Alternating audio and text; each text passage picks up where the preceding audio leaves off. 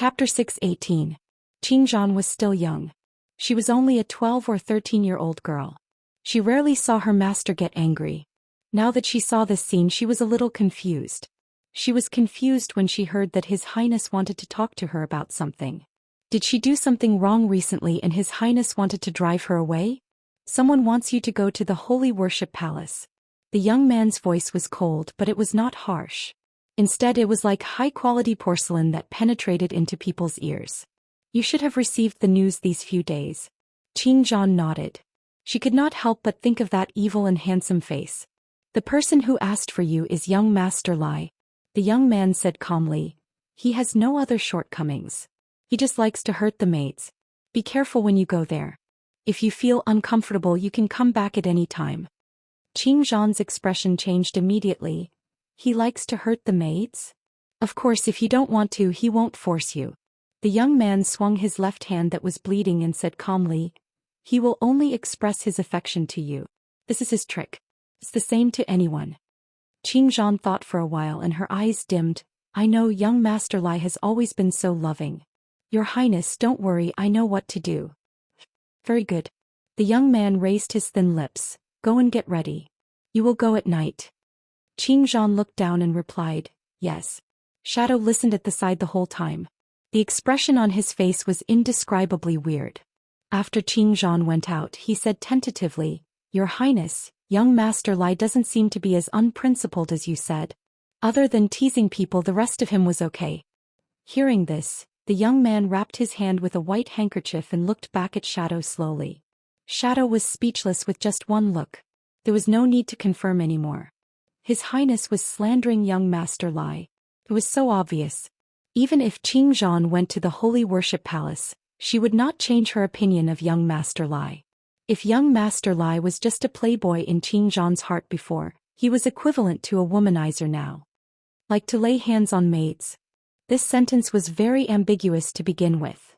At this time, Nangong Lai still didn't know anything. He was wearing a fur cloak and standing outside the hall, thinking about how to explain to people. Qingzhan, who was dressed in a servant's uniform, walked out from inside. She was a young girl with a sword at her waist. She gave off a vibe that she was as green as a bamboo. Nangong Lai cleared his throat and said with a familiar evil smile, Little Qingzhan, come here. I have something for you. Qingzhan walked over, but her attitude was not as close as before. Instead, she said in a serious tone, Young Master Lai, His Highness has a rule that a death attendant cannot simply accept things from others. I know you will listen to your Highness. Nangong Lai's words were a bit sour and the corners of his mouth were half-hooked. However, you have to accept this thing. As he said this, he reached out and pulled the person. Just as he was about to snap his fingers, he wanted to send the roses out. Qingzhan's subconscious reaction was to throw him to the ground with her back facing him.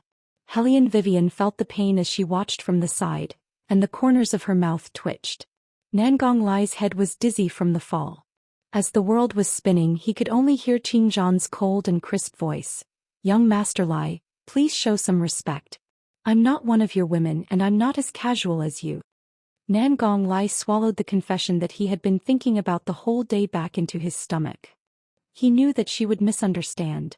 However, there was no need to throw him to the ground so hard. Why did he feel that something was not right? The way she looked at him, wasn't it a bit too disgusted? She used to be so shy. This was not right. Little Qingzhan said to Hellion Vivian in a particularly righteous manner, Sister, young Master Lai likes to send flowers to people casually. You have to be careful. Nangong Lai was speechless. Since when did he like to send flowers to people? Did he, a priest, need to send flowers to anyone? The girls who were chasing after him had already lined up from the palace to the outside. Little Qingzhan, you are really capable. Nangong Lai sneered, you even dared to throw me. If I want women, do I need to send flowers? Even if I don't say anything, they will come to me willingly. Initially, he thought that his words would be effective. Who would have thought that the other party only looked at him and said expressionlessly, I know. Then she disappeared into the fog. Nangong Lai held the anger in his heart. He waved his hand and the rose petals scattered all over the ground. How did this happen? The child was still very upset. Hellion Vivian glanced at him. There is a problem with your character, and what you said just now is really bad. Nan Gong Lai was sad. She was very easy to coax before and she had a good impression of me. Hellion Vivian comforted him casually. It should be that she saw through your bad nature and suddenly realized it.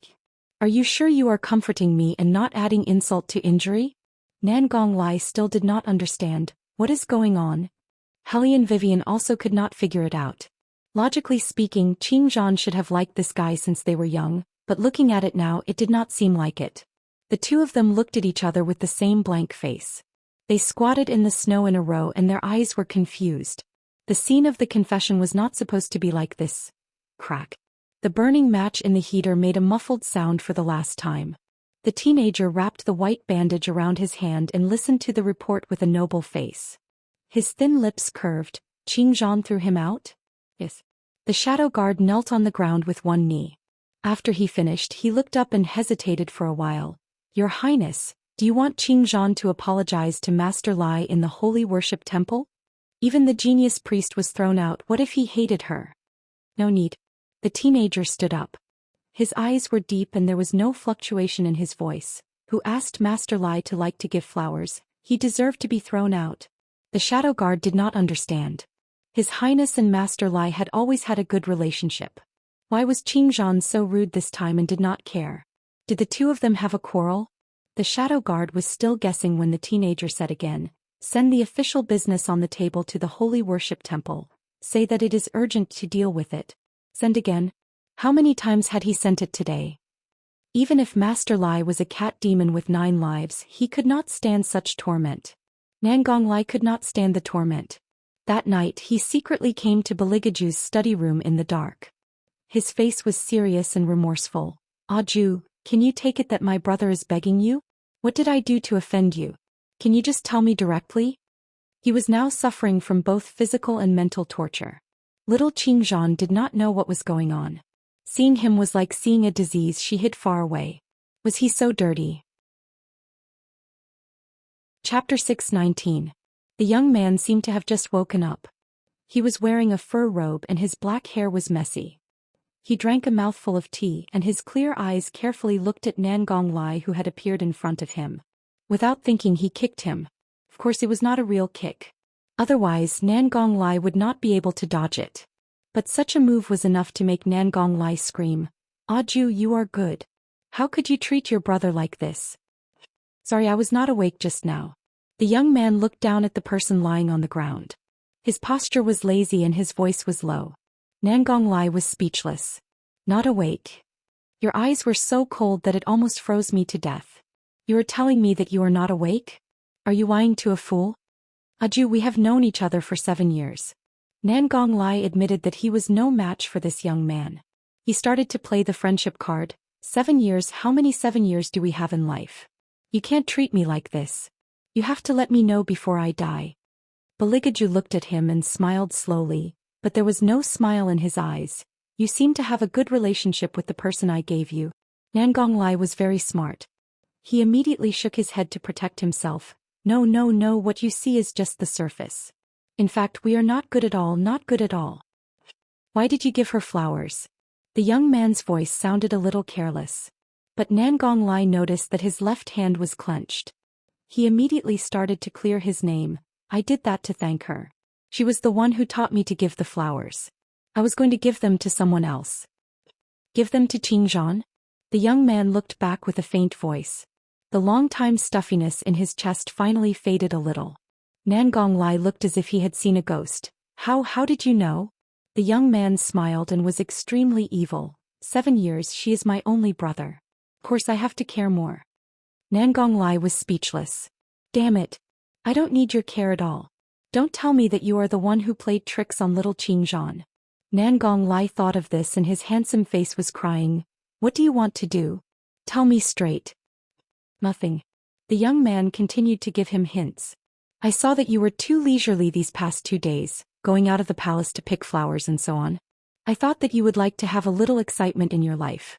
An Ing stood outside the door and silently raised his head.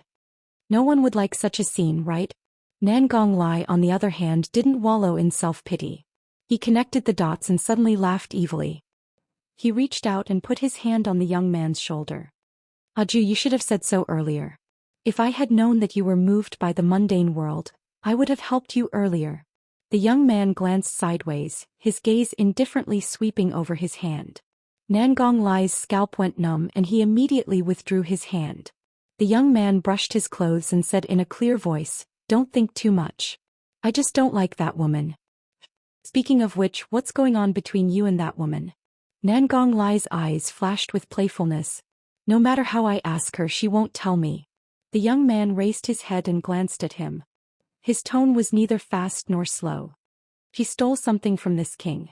For this thing this king has been looking for her for 8 years. Nangong Lai frowned. Steal? That woman didn't look like one. Instead there was one thing that bothered him. That woman's appearance was too similar to the young lady of the Hellion family. Things shouldn't be that simple. Nangong Lai's eyes lit up. He said casually, "Since she's a thief, then cut off her hands and feet and throw her out of the palace. If that doesn't work, then kill her. Do whatever you want to vent your anger. You haven't done anything for so long, it's not like you.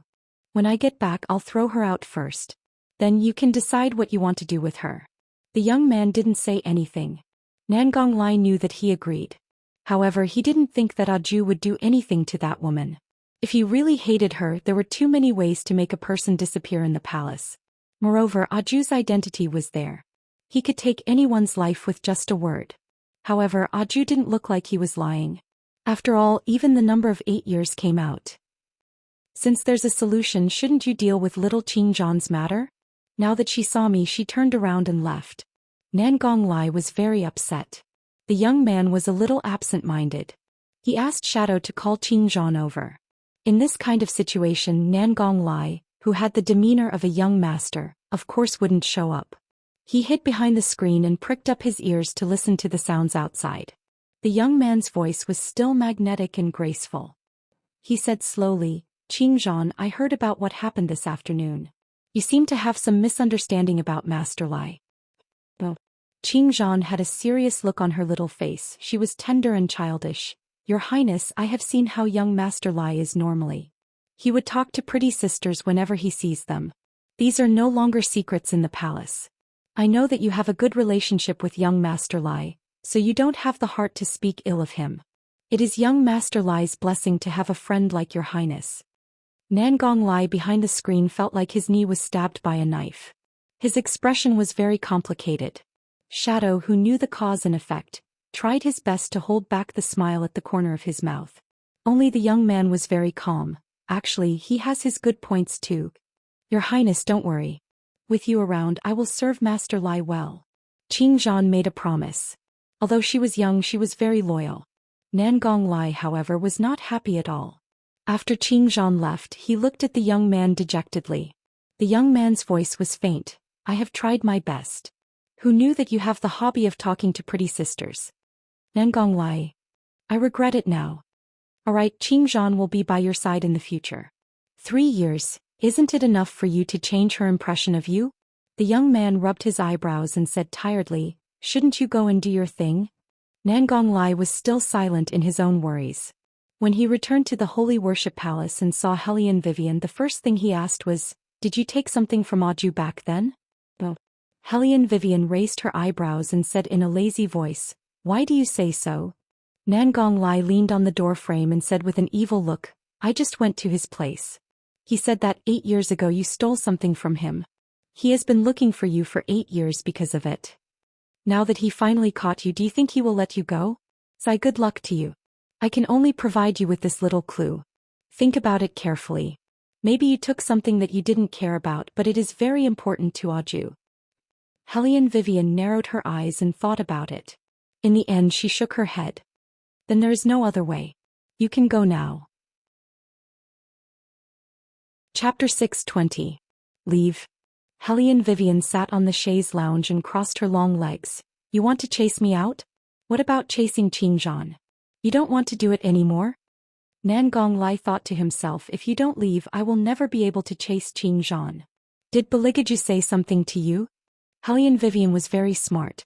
Her eyes dimmed. "He asked you to chase me out of the Holy Worship Palace?"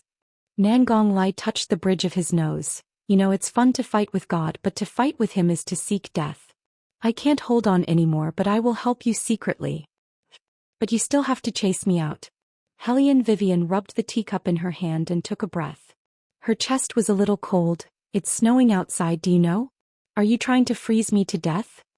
Nangong Lai felt guilty. His Majesty just rewarded me with a fox fur. I'll get it for you now. Give me 10,000 taels of silver notes, I need it when I'm out. Hellion Vivian requested with a smile, but her throat was a little dry. Nangong Lai glanced at her, which meant to say, you're evil. Hellion Vivian didn't think she was evil. She originally planned to tidy up her mood in the Holy Worship Palace and get ready to make a comeback. Now that person didn't even want her to stay in the Holy Worship Palace. If she didn't get what she wanted, she would feel sorry for herself.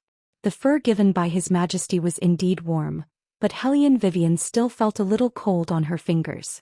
When she walked out of the Holy Worship Palace, the palace maids and eunuchs surrounded her. They looked at her and then turned back to whisper. Well, there weren't many people who were chased out at this time. The winter in the capital was too cold, so cold that Hellion Vivian's brain seemed to stop working. Her thoughts were in a mess. Was she really going to walk out of the palace like this? If it were according to Hellion Vivian's temper in the past, she would definitely leave. But now, Hellion Vivian could only lower her head and kick away the gravel, muttering, Beligaju, has your humanity been eaten by a dog?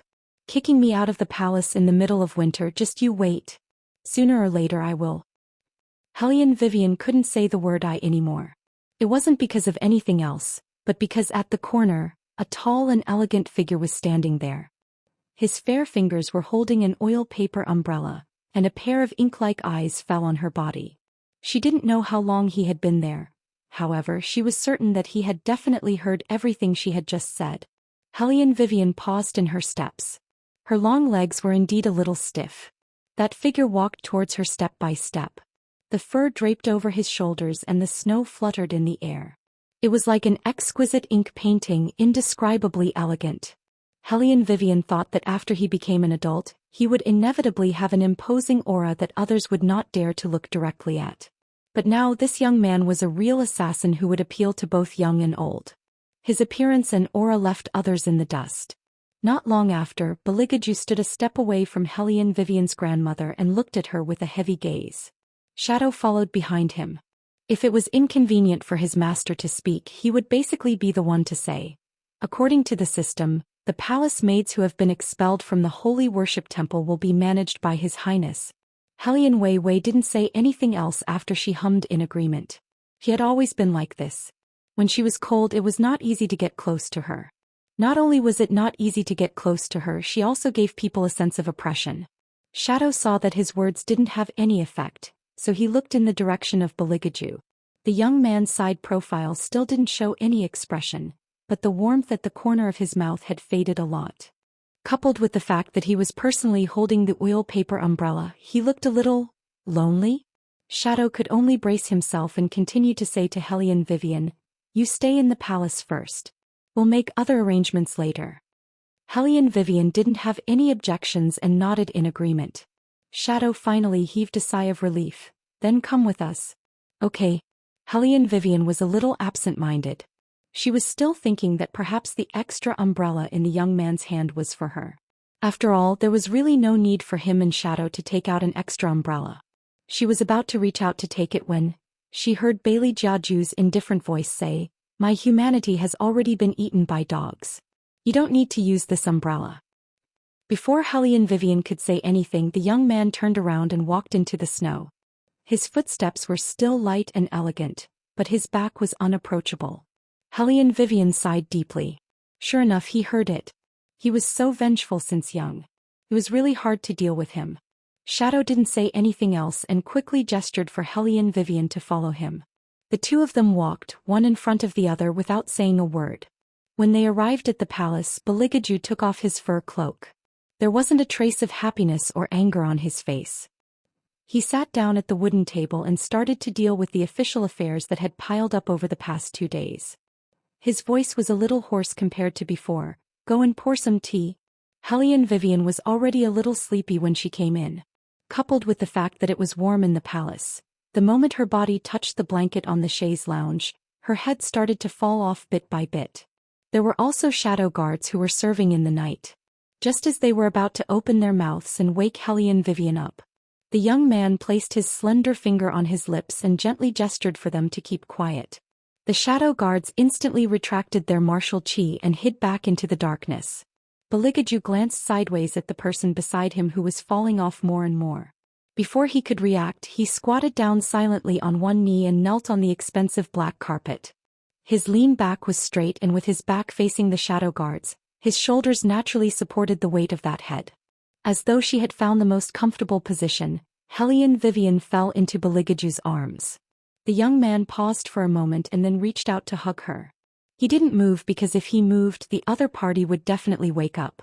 The shadow guards were dumbfounded as they looked at each other in dismay. Their faces were filled with shock. Was this still the highness that they knew? Shadow held onto the heater and didn't go forward to disturb them. The shock in his heart was deeper than anyone else.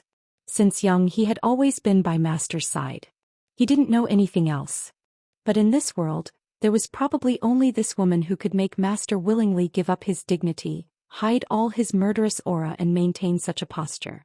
Halfway through, the shadow guards wanted to speak but were forced back by the young man's noble gaze. But 30 minutes had already passed. No matter how soft the carpet was, kneeling for so long would make one's knees hurt. Fortunately, the person who was dozing off finally opened her eyes. Looking at the young man who was hugging her, she was still a little dazed. "You're still so young? So handsome." Chapter 621. With that, Hellion Vivian leaned over and kissed Beligaju on the corner of his mouth. However, at that moment the youth's eyes turned completely cold. There was no need to think. Who did she think he was? Compared to anger, he felt more like his heart was empty. Caught off guard, the youth pulled his hand back and looked down at her. His voice was very cold. "I didn't ask you to come back for you to be lazy. You really should learn how to be a palace maid." The moment his fingers touched the ground, Hellion Vivian woke up. Looking at his emotionless eyes, she frowned in confusion. In the middle of the night, she was busy pouring tea and grinding ink. Hellion Vivian wasn't afraid of doing these things, but it didn't feel good to be treated as a palace maid. Especially the next day, she had to arrange lunch to entertain a certain highness's confidant. Hellion Vivian felt that the whole world was full of malice. "This is spicy, I can't eat it."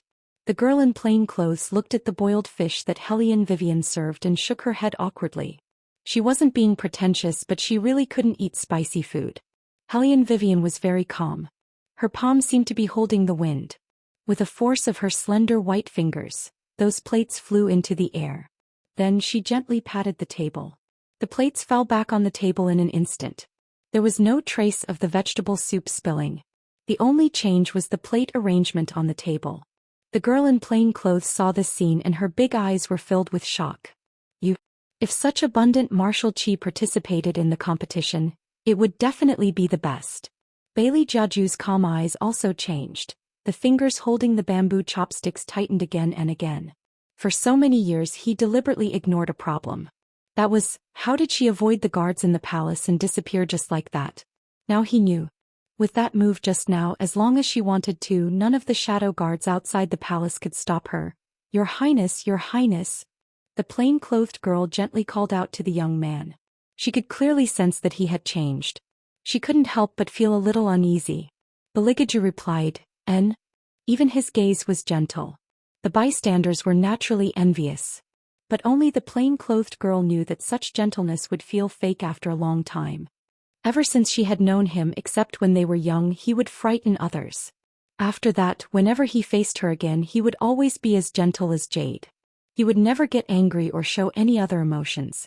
Everyone said that he had given her all his patience. In reality, this kind of patience seemed to be deliberately created. Nothing. The young girl had forgotten what she wanted to say. In addition to the fear she had since she was young, she was especially careful when dealing with Beligaju. Nangong Lai watched from the side and the corners of his mouth curled up. "Aju, have you found your things?" Beligaju wiped the corners of his mouth with a white handkerchief. There was no fluctuation in his voice. Nangong Lai swept a glance at Hellion Vivian, who was standing, and his smile deepened. "Then you have to look for it carefully. Speaking of which, Aju, that day should be the first time you were intimate with a woman, right?" Hearing this, the expressions of the two people at that time didn't change. The young girl's reaction was the biggest. The tender pink color spread from her cheeks to her neck. Baligaju casually raised his eyes and met Nangong Lai's smiling lips. He only said 2 words, no. Nangong Lai originally thought that he had guessed correctly. Now that he heard Baligaju's words, his gaze suddenly changed. He swept a glance at the blushing young girl. No way you kissed? Hearing this, Hellion Vivian's fingers under her long sleeves paused. She looked back at the two people. One was as indifferent as Jade, the other was extremely shy. They were a good match. She laughed softly and didn't say anything. He was just confused. Based on her understanding of Baligaju, even if that person wanted to leave a memento, he wouldn't really do anything. If there was any action, it meant that there was sincerity mixed in. Hellion Vivian frowned and felt a little pain in her temples. She had never thought about this situation. But no matter what, even if that person had given up everything for her, she wouldn't tolerate sand in her love. But even so, he still had to take him back. This had nothing to do with whether she liked him or not. It was that she had to complete this matter. Hellion Vivian moved her wrist. Her eyes were a little blank, so she didn't see the young girl's slight shake of her head. Nangong Lai's interest was piqued. He lowered his voice in Baligaju's ear and said in a voice that only the two of them could hear, "Since it wasn't with her, then who did you kiss?" Baligaju didn't answer him. His expression was indifferent as he ate his meal. Nangong Lai was very curious. Who exactly was it with? If you say another word, I'll leave. The young man's voice was very cold. Nangong Lai keenly sensed that he wasn't very happy today, so he looked at Hellion Vivian again. During this period of time, Aju's unhappiness was mostly related to this woman. Hellion Vivian was rubbing her head. Her head was so painful that she couldn't hear what the other party was saying. This was very abnormal. Since yesterday, her physical strength seemed to be a little unable to keep up. Why was this? Logically speaking, there were still more than 20 days left. There was plenty of time. Why did she have such a big feeling? Could it be that there was a problem with the place she was guarding? Hellion Vivian's mind was spinning fast, but her face didn't show it. Only her eyes were getting darker and darker. Nangong Lai was still admiring how she could be so calm when he saw the young man sitting next to him looking at that woman with a gaze that he had never seen before. It was an indescribable feeling. However, that kind of feeling made Nangong Lai feel as if it was a little out of his control. This wasn't necessarily a good thing for Aju. During the meal, everyone had their own thoughts. Even the tea and snacks were absent-minded. Coincidentally, the emperor had something to do, so he called Baligaju over. Lunch finally came to an end. When there was no one around, Hellion Vivian tried to talk to the red string on her wrist. She wanted to summon the fire Qilin from her consciousness. But in the end, all he got was silence. Maybe she was using the wrong method. Or maybe she could only talk to the fire Qilin when it first communicated with her. A series of guesses made Hellion Vivian's head hurt even more. Her body also felt a little tired. In order to better recover her condition, Hellion Wei Wei simply found a corner in the sleeping chamber and closed her eyes. Chapter 622. Her face was a little hot. Hellion Vivian did not expect to get such an answer. Only one person in the world would say such a thing with a cold expression. Why? Didn't you feel it? The young man's fingers touched her waist, the corners of his mouth curved up. It was a little cold, but it was more seductive. That's right, it's because you are so unguarded that you would sit on me in such a position. If Baligaju did not say it, Hellion Vivian would not have noticed how ambiguous her actions were. Her waist was held by him as if she was doing something to him. Wait a minute, she had only done that to calm him down. Why did everything change after he said that? What else do you want to hear? The young man held her hand tightly, his thin lips brushed past her ear. The heat was on her softest part. Hellion Vivian's heart was beating like it was going to explode. I don't want to hear anything. She just wanted to lift the blanket and hide herself in it. He had no experience at all, really. Then let me ask, why do you care? Baligaju reached out and pinched her chin, his handsome face approaching. Don't be ambiguous. Hellion Vivian paused and said, Of course I care. You should know that if you are not completely mine, then I would rather not have you. Then what if I let you stay? The young man's eyes were brighter than ever, as if he was holding his breath, waiting for an answer. Hellion Vivian looked at him and shook her head stiffly. The young man smiled. All the warmth was burned away in an instant. He thought that because she cared about his kiss, it meant that she liked him. But in reality he was wrong. She cared because he was a fragment of that person from the very beginning. Only that person was the existence at the top of her heart. For that person she could risk her life and look for soul fragments everywhere. For that person she could give up everything at her fingertips. It was not like he could not give her wealth, but she did not even look at it. He used to think that she only liked mature, good-tempered and gentle men. That was why he tried his best to be less venomous. However, his efforts were of no use. He saw that she still wanted to mock him. But now he understood that no matter what he became she wouldn't care. Because she only thought of that person in her heart. How infatuated. This kind of infatuation would probably move anyone who saw it. However, Beligaju's chest felt like it was filled with heavy lead water. It was so heavy that it made it hard for him to breathe. Back then she didn't even give him a word before leaving. He thought that she was a heartless woman, but in fact she was not heartless. She had given her heart to another person. He had never tasted anything like this before. Unable to obtain what he wished for, he was in an extremely sorry state. Yet he desperately wanted to see himself in the other party's eyes. Even if I go back and hate you, you still want me to go back with you? Beligaju's voice was very cold as the air in a winter's night. In addition, his hand moved to her neck, which made Hellion Vivian feel cold all over in an instant. The word ruthless was like a bayonet choking her throat. Even when she spoke it was painful. Even if you hate me you have to go back with me. If you don't go back you will disappear forever. Do you know why the fire Qilin is not by my side? That's because even if I don't go back I won't disappear. I have enough of an independent personality. It's only a matter of time. Sooner or later I will grow up to be what you want. Beligaju's fingers tightened. In that case you also want to go, right? Hellion Vivian suddenly felt a pain in her head. She heard the fire Qilin's weak voice from the other side. There's a problem here. How are you? Did you encounter a problem? Why did I hear His Highness say that he has an independent personality and wants you to stay? Let's not talk about my problem first. What's going on over there? Hellion Vivian was anxious. Your voice doesn't sound right. The fire Qilin endured the pain. People have been dying in the palace.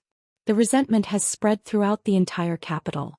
Ordinary people can't feel it, but as a divine beast, it is very affected, especially the Azure Dragon without the mysterious ice iron chain. It has begun to show signs of going berserk. Someone behind this must be planning something. They want to subdue the Azure Dragon while His Highness is not here, then take the opportunity to destroy His Highness's body. Qilin. Hellion Wei clenched her fists. Burn the red string on my hand. She had to go back and stop all of this. If Beligaju's body disappeared then all of this would be meaningless. The fire Qilin sighed. I know. If the other party said so then the chance of the fragment returning would be very small. Who are you talking to? Bailey Jiaju was extremely intelligent. In addition, at his current age he had already begun to awaken in certain aspects. Especially since the fire Qilin was still his mythical beast.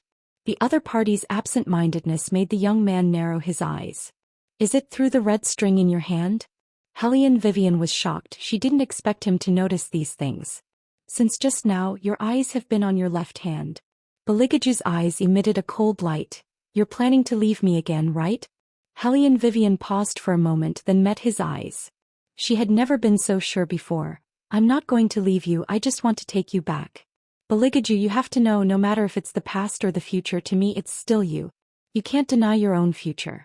The youth sneered as if he had thought it through and suddenly let go of his hand. In the end he was just a fragment.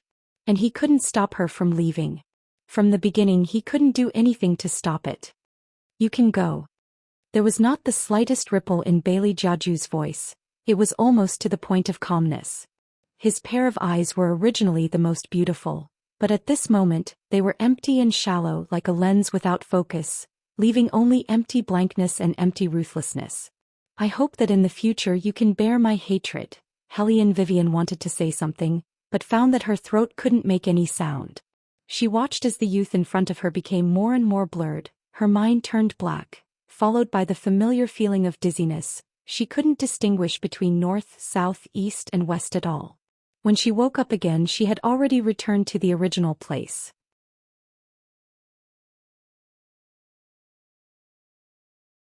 Chapter 623. The green dragon lake was covered with thick fog. Fire Kylan looked at her and stamped 2 steps forward with its red claws. Miss Hellion Weiwei. Hellion Vivian ignored it. The first thing she said when she looked up was, "Where is he?" "His body is still there. The soul returning lamp is not out, but..." Fire Kylan looked at the lamp beside it. "Master is back?" Hellion Vivian clenched her hands and murmured with her head down, "Not back?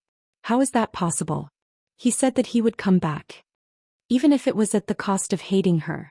Fire Kylan looked a little depressed and said in a low voice, "There is still time before the 49th day. Since the soul returning lamp is not out, it means that Master is thinking about it, but he will definitely come back." Hellion Vivian interrupted it and her eyes were shining. "He hates me so much. How can he not come back? That man is a vengeful person. He will not be satisfied if he doesn't come back and kill me with his own hands." Fire Kylan was stunned. "So you asked me to burn the red rope? Just to make him hate you and have to come back?" To be honest, Fire Kylan had lived for so many years and had seen a lot of infatuated men and women. There were many who risked their lives for their master. However, for the sake of His Highness's life, Wei Wei was truly the only one who was willing to give up everything. But what if His Highness really hates you after he comes back? Fire Kylan couldn't help but ask. Hellion Vivian's eyes were gloomy at first, then she smiled brightly. "Then let him fall in love with me again. Besides, there is no hate without love." Fire Kylan wanted to say that if things in the world could be predicted so well, there wouldn't be so many regrets. "What I am afraid of is that he really only hates you and doesn't love you." Hellion Vivian was smart enough to know this. If there was enough time, she might be able to explain things slowly, but the situation didn't allow it. She had to take a gamble. Bang! There was almost no time for Hellion Vivian to think. There was an unusual sound from the bottom of the lake. The earth shook twice. Hellion Weiwei regained control of her body and looked at the Fire Qilin. "What happened?" "It's the Azure Dragon." Fire Qilin was also anxious. "It has been like this for the past few days. Someone wants to subdue it and has already set up a formation. The resentment is too strong, so it can only rely on hitting to maintain its rationality." Hellion Vivian narrowed her eyes and didn't say anything. She pressed her fingers against the ground and jumped into the lake. "By my command, by my name, Yuan Ming, come out." Hellion Vivian stood in the middle of the lake, her long robes fluttering in the wind and her black hair dancing in the wind. An invisible air current surrounded her like a natural barrier. It emitted a faint light and separated all the water, leaving only that piece of heaven and earth. His silver hair was like the moonlight sprinkling down, setting off that outstanding handsome face. Standing behind Hellion Vivian, his pair of long and narrow eyes carried a dense evil charm. Resentment spread out from his surroundings. Unexpectedly, evil spirits couldn't get close to him. Hellion Vivian didn't know why, but she felt that Yuan Ming seemed to be different this time. But she couldn't tell what the difference was. Yuan Ming laughed first with a strong evil spirit. "Why did you call me out?" "To swallow all the resentment of the Azure Dragon Lake." Hellion Vivian didn't understand formations. She wanted to play big. It was okay to be rough. Anyway, she was that ruthless. Yuan Ming raised his eyebrows and looked at her. "I need someone to split the lake bottom to remove the resentment."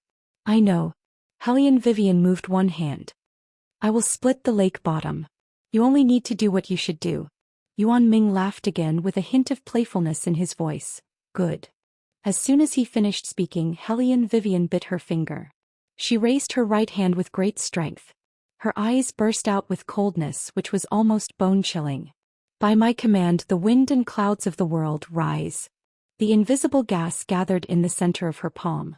A huge whirlpool stirred up the entire Azure Dragon Lake.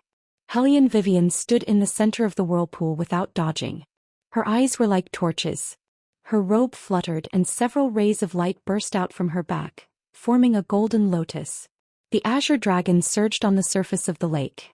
A huge golden lotus rose from the bottom of the lake and slowly pressed down from the lake. In the process of pressing down, the lake water automatically separated. The gas was condensed like clouds.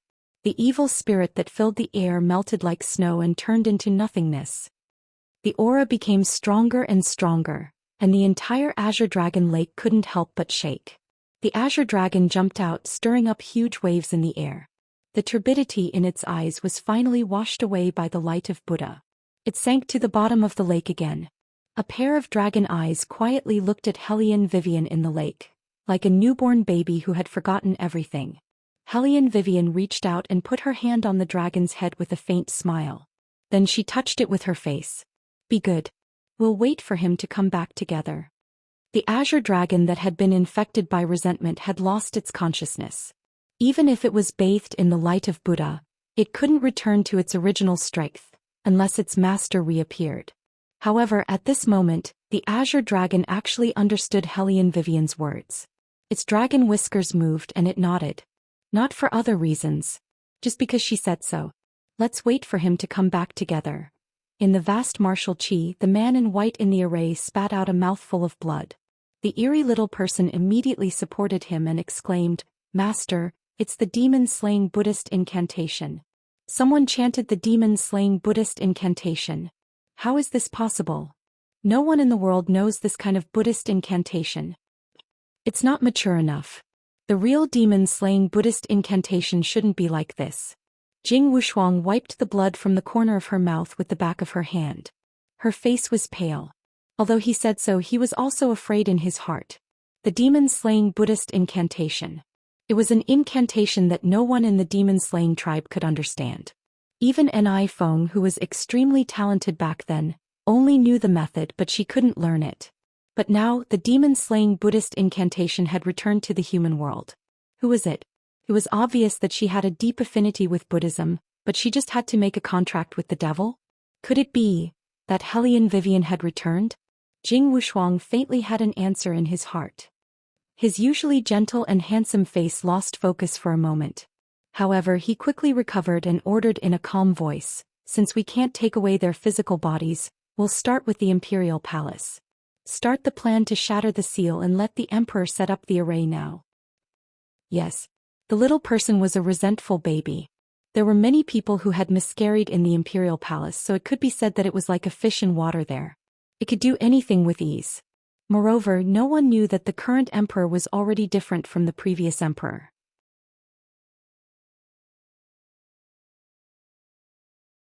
Chapter 624.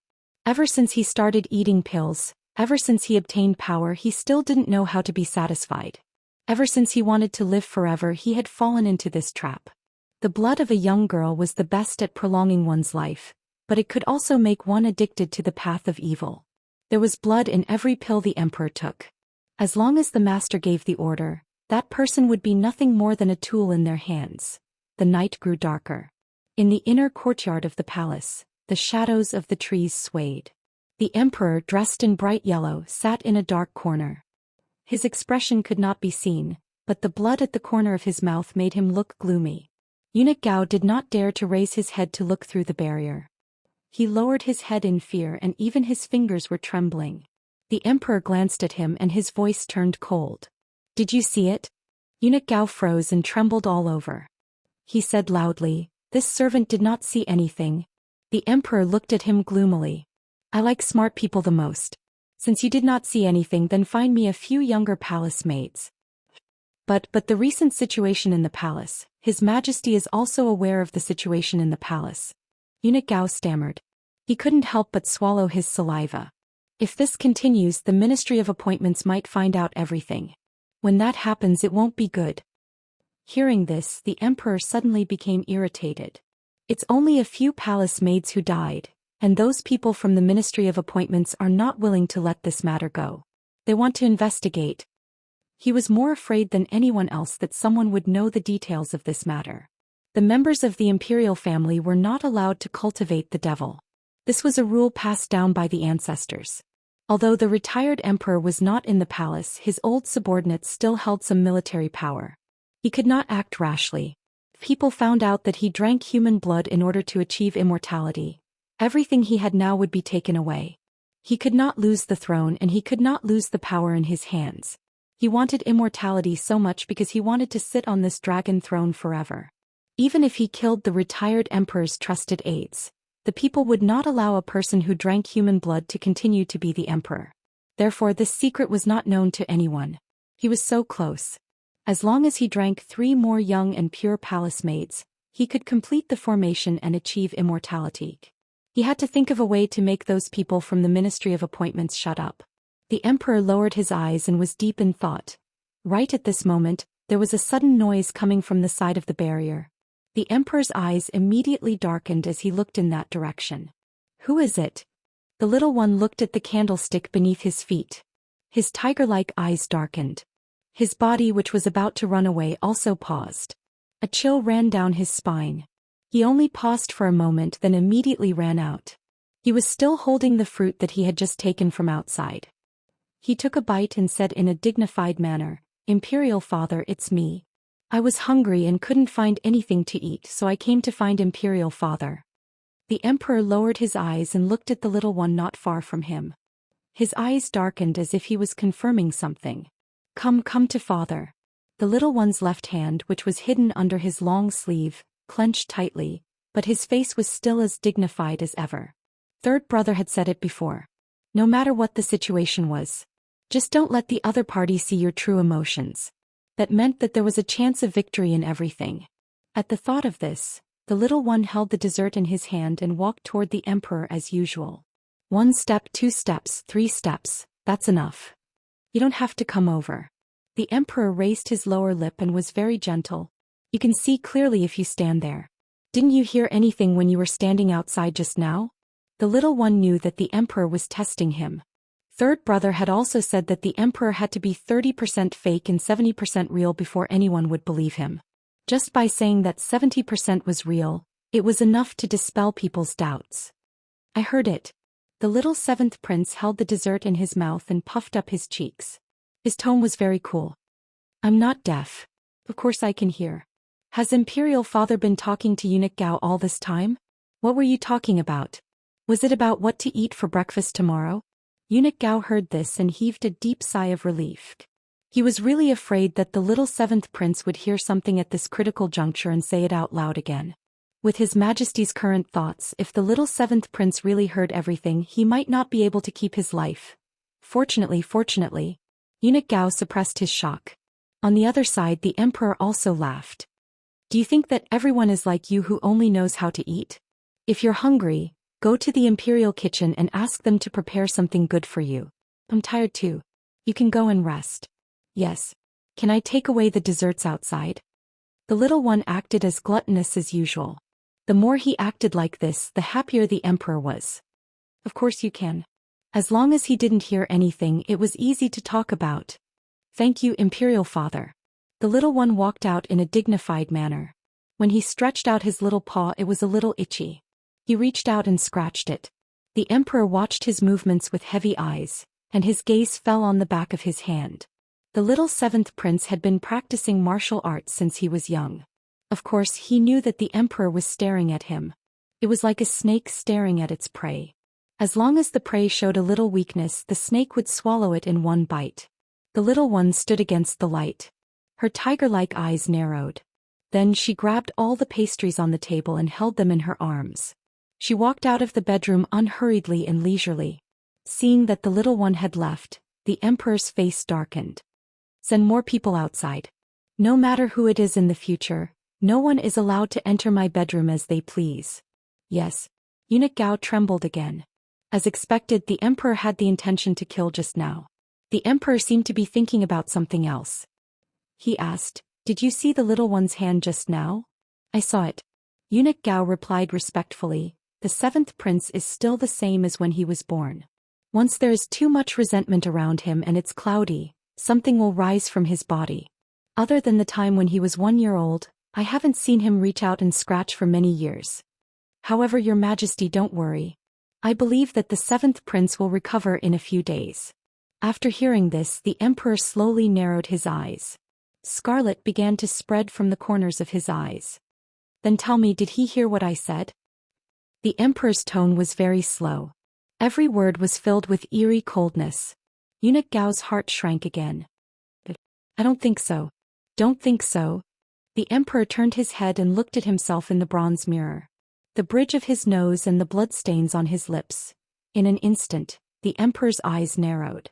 His voice was extremely eerie. No, he heard everything. He's just pretending that he didn't.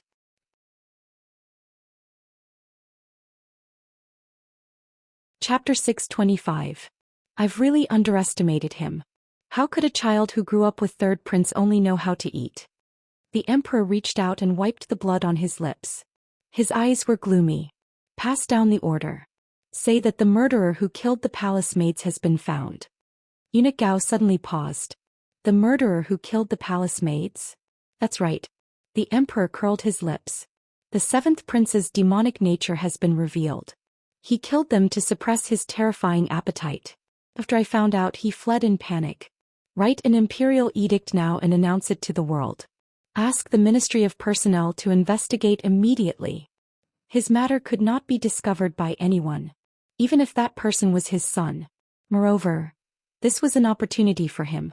As long as the Ministry of Personnel transferred all the suspicion to another person, he would be able to extricate himself from the whirlpool. As a son, it was only right for him to take the blame for his father. He would treat it as a return to his father for doting on him all these years. Once the imperial edict was sent out, no one would believe little Seven even if he wanted to say anything. How could Eunuch Gao not understand the logic behind this? However, he had no other choice. The retired emperor and the royal family were not present. The person who made the decisions in the palace was the emperor after all. If he did not do as he was told, only death would await him. That night the imperial edict was sent out. The entire patrol camp of the imperial army entered the palace. They were the emperor's personal guards. Usually when they were dispatched, it meant that something big was going to happen. The palace maids and eunuchs were whispering in panic. What's going on now? Don't you know? I heard that they're trying to catch the seventh prince. The people from the Palace of Heavenly Purity leaked that the seventh prince was the one who killed the palace maids. That's impossible. Someone exclaimed. The seventh prince is such a cute child. How could he kill so many palace maids at such a young age? I'm not too sure about this, but it seems to be related to him becoming a demon. Don't you think that the seventh prince's appetite is much bigger than others? How could a child eat so much? However, the seventh prince has never felt full. Last time he ran around with a goldfish in his mouth at Eunuch Sun's place and was nagged for a long time by Eunuch Sunday. Tell me, which child would eat raw fish? Let's be more careful in the future. We haven't found the seventh prince yet. If he sets his eyes on us, we might even be sucked dry by him. Don't say anymore, it's so scary. In the deep courtyard of the imperial palace, the noise gradually faded away. But it couldn't stop the situation from changing. Now the palace maids went out in groups.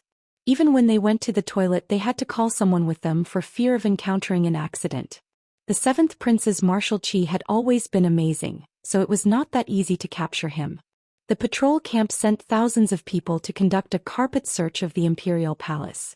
East Gate, West Gate, North Gate, North Gate, South Gate. Each gate was personally guarded by a revered teacher sent by the elder courtyard. Whether the seventh prince could be caught or not was another matter, but one thing was for sure, he should still be in the palace. Patter. Dong Song couldn't bear the weight of the snow. He lowered his head and the snow fell on the little one's body. The little one curled up into a ball. His clothes were already soaked. The numbness and itchiness coming from his body mixed with a sharp pain made him want to scratch his body. However, the pain and itchiness didn't ease at all. Soon a few scratches appeared on the back of his hand. The little one looked at the scratches on the back of his hand and frowned in pain. Then he leaned against the tree trunk. He originally wanted to look for his third brother. Halfway through, he realized that his third brother and third sister-in-law hadn't been around recently. Moreover, his third brother's place was definitely the most dangerous. On the contrary, if he hid in the Palace of Heavenly Purity, he wouldn't be caught immediately. The little one dragged her tired body and moved her feet. She felt that every part of her body was burning hot, and she could not exert any strength in her limbs. He rubbed his stomach and took out a piece of pastry from his outer robe. He put it in his mouth and chewed twice with his head held high. He heard what the palace maid said. His imperial father was most likely going to push him out to be the scapegoat. After all, little Seven was different from Beligaju. When he realized this, his tiger eyes dimmed. He pouted and looked like he was about to cry. However, very soon he sniffed. His third brother said that a man shouldn't cry. He was such a manly man. He definitely couldn't ruin his image. However, he was still afraid. It wasn't because of anything else but because of the thing on his hand. The little one rubbed against it with all his might. It was inevitable that he felt a little wronged. He only liked to eat a little. He was so handsome. How did he look like a monster? The little one looked up and thought. He took another bite of the cold pastry in his hand and growled like a tiger cub. Third brother, where did you go? If he didn't come back, he would really be caught. He didn't want to go to the dungeon. The food there wasn't delicious at all. The little one gritted his teeth. He knew that it was useless to keep hiding here. He tried to circulate his chi a second time but found that his limbs were still weak. Outside the west gate of the imperial palace was the sacrificial hall. Perhaps he could find Pervert lie there. However, there were many of his imperial father's people in the sacrificial hall. He had to be careful.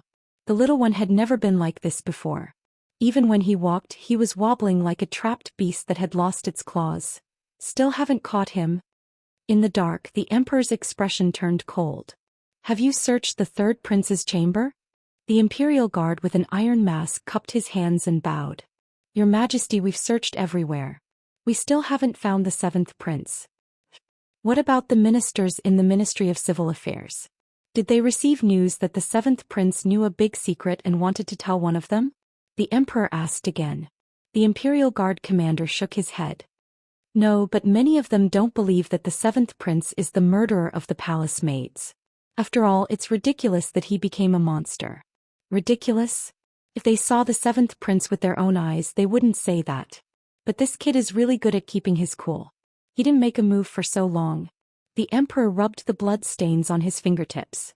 A normal child's first reaction after finding out about this was to ask for help. He had arranged so many people in the Ministry of Civil Affairs just to catch him. In the end, the emperor clenched his fists. The Imperial Guard commander suddenly thought of something and said in surprise, "Oh right, Your Majesty, we haven't searched the Palace of Heavenly Purity." Hearing this, the emperor's fingers paused. His eyes flashed with excitement. Seal the Palace of Heavenly Purity immediately and inform all ministers in the Ministry of Civil Affairs to put on their court robes and enter the palace. I want them to see for themselves whether the seventh prince is a human or a monster.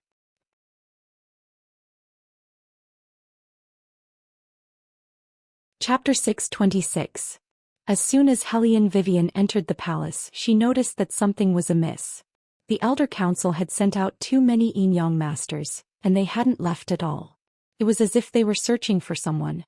It seems that something has happened in the palace. Yuan Ming's sinister voice sounded from behind her. Such a strong aura of resentment. Did someone enter the path of evil? Hellion Vivian turned to the side and listened. Without hesitation, she grabbed a palace maid and asked, "What's going on?" "Third Princess Consort." The palace maid was startled at first, but then she immediately knelt on the ground and bowed.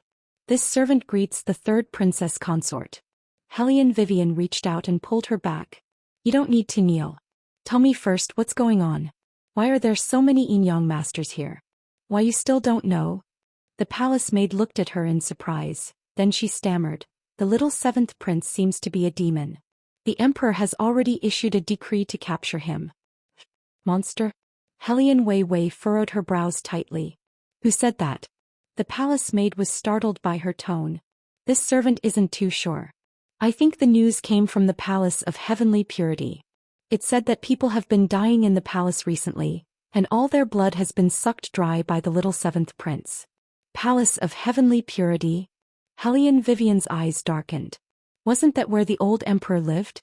Moreover, she remembered that Yuan Ming had said that something wasn't quite right there. "Found him. We found the seventh prince." Suddenly, a commotion came from afar. Hellion Vivian's heart sank. Without thinking, she immediately followed the Yin-Yang masters. In the courtyard of the Palace of Heavenly Purity, hundreds of imperial guards surrounded a small firewood shed. The emperor and several officials from the Ministry of Appointments were standing outside. "Kick the door open," the emperor ordered in a deep voice. The officials from the Ministry of Appointments looked at each other. Finally, they couldn't help but ask, "Your Majesty, could this be a misunderstanding? The seventh prince is still so young. How could he kill people?" The emperor didn't say anything. The elder standing next to him sneered and said, "Lord Zhang, I think you've gone senile. The seventh highness is a monster.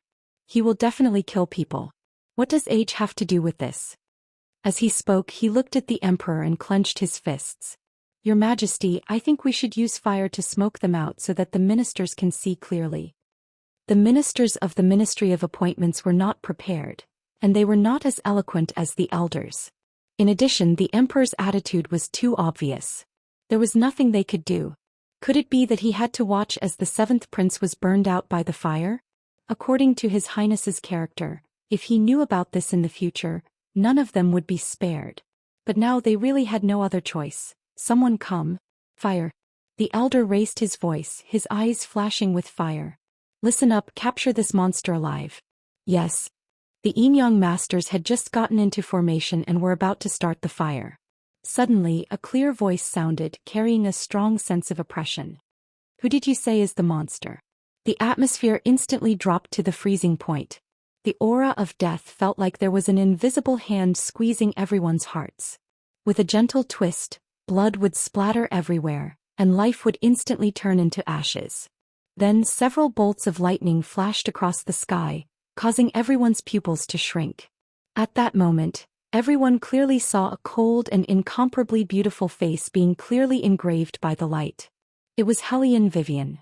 She walked over coldly like a ghost, and at the same time her hand moved.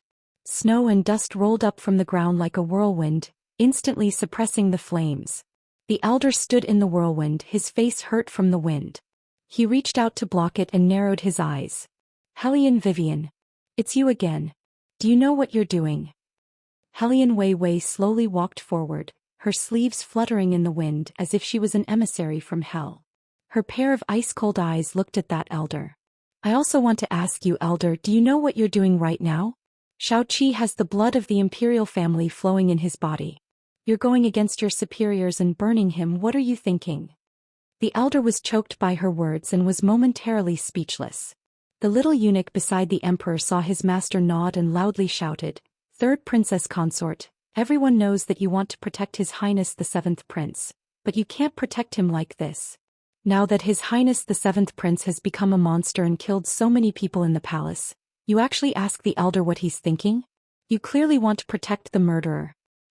Are you speaking on behalf of yourself or His Majesty? Hellion Wei Wei leisurely cast her gaze over. The emperor frowned.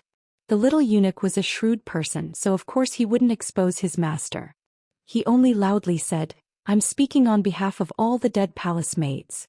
A few sounds of wood breaking suddenly sounded in the air.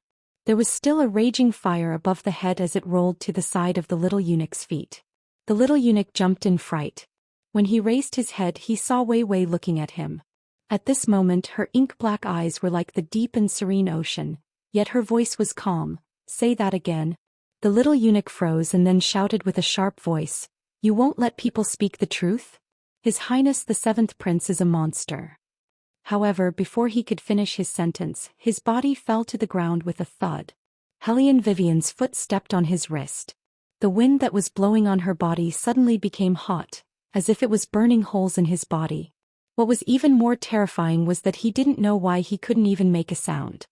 He could only silently twitch with his mouth open, as if the god of death had grabbed his throat. Who told you that those palace maids were killed by Shao-Chi? Hellion Vivian's voice was cold. A eunuch dares to slander a prince like this? He deserves to die. The emperor didn't think that Hellion Vivian would be so bold as to make a move in front of him. His face couldn't maintain its calm and his voice seemed to be forced out from his lips. Hellion Vivian. However, Hellion Vivian didn't give him a chance to speak. She immediately interrupted him with a salute. With a face full of loyalty she said, Your Majesty. Your servant has helped you get rid of the traitor who wronged the Seventh Prince. Your Majesty, please don't blame your servant. The muscles on the emperor's face twitched in anger, but he couldn't do anything to Hellion Vivian. Because if he did, it would be too obvious. It would be hard to avoid suspicion. So he could only expressionlessly say, Get up. Thank you, Your Majesty. Hellion Vivian straightened her back. The elder sneered, No matter how good some people are at talking, this matter must be investigated clearly. As for whether the Seventh Prince is a monster or not, we can only decide after seeing him. Men, go knock on the door again. If no one answers, light a fire. However, at this time,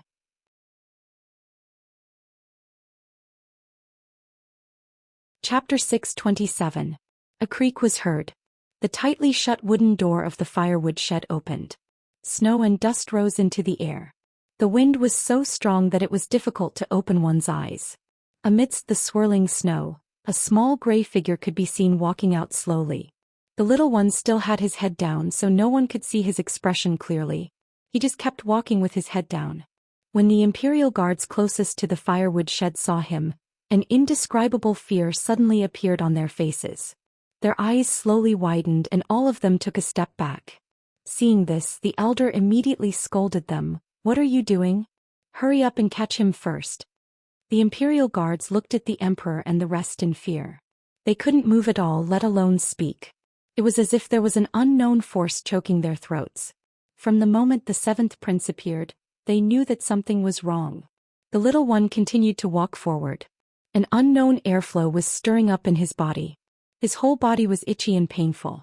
It was as if there was a swarm of little insects in his blood, clamoring to break out of their shells. The back of his hand was itching badly and his forehead was burning hot. He couldn't stay in the woodshed any longer. He just wanted to eat, but he didn't want to admit that he was a monster.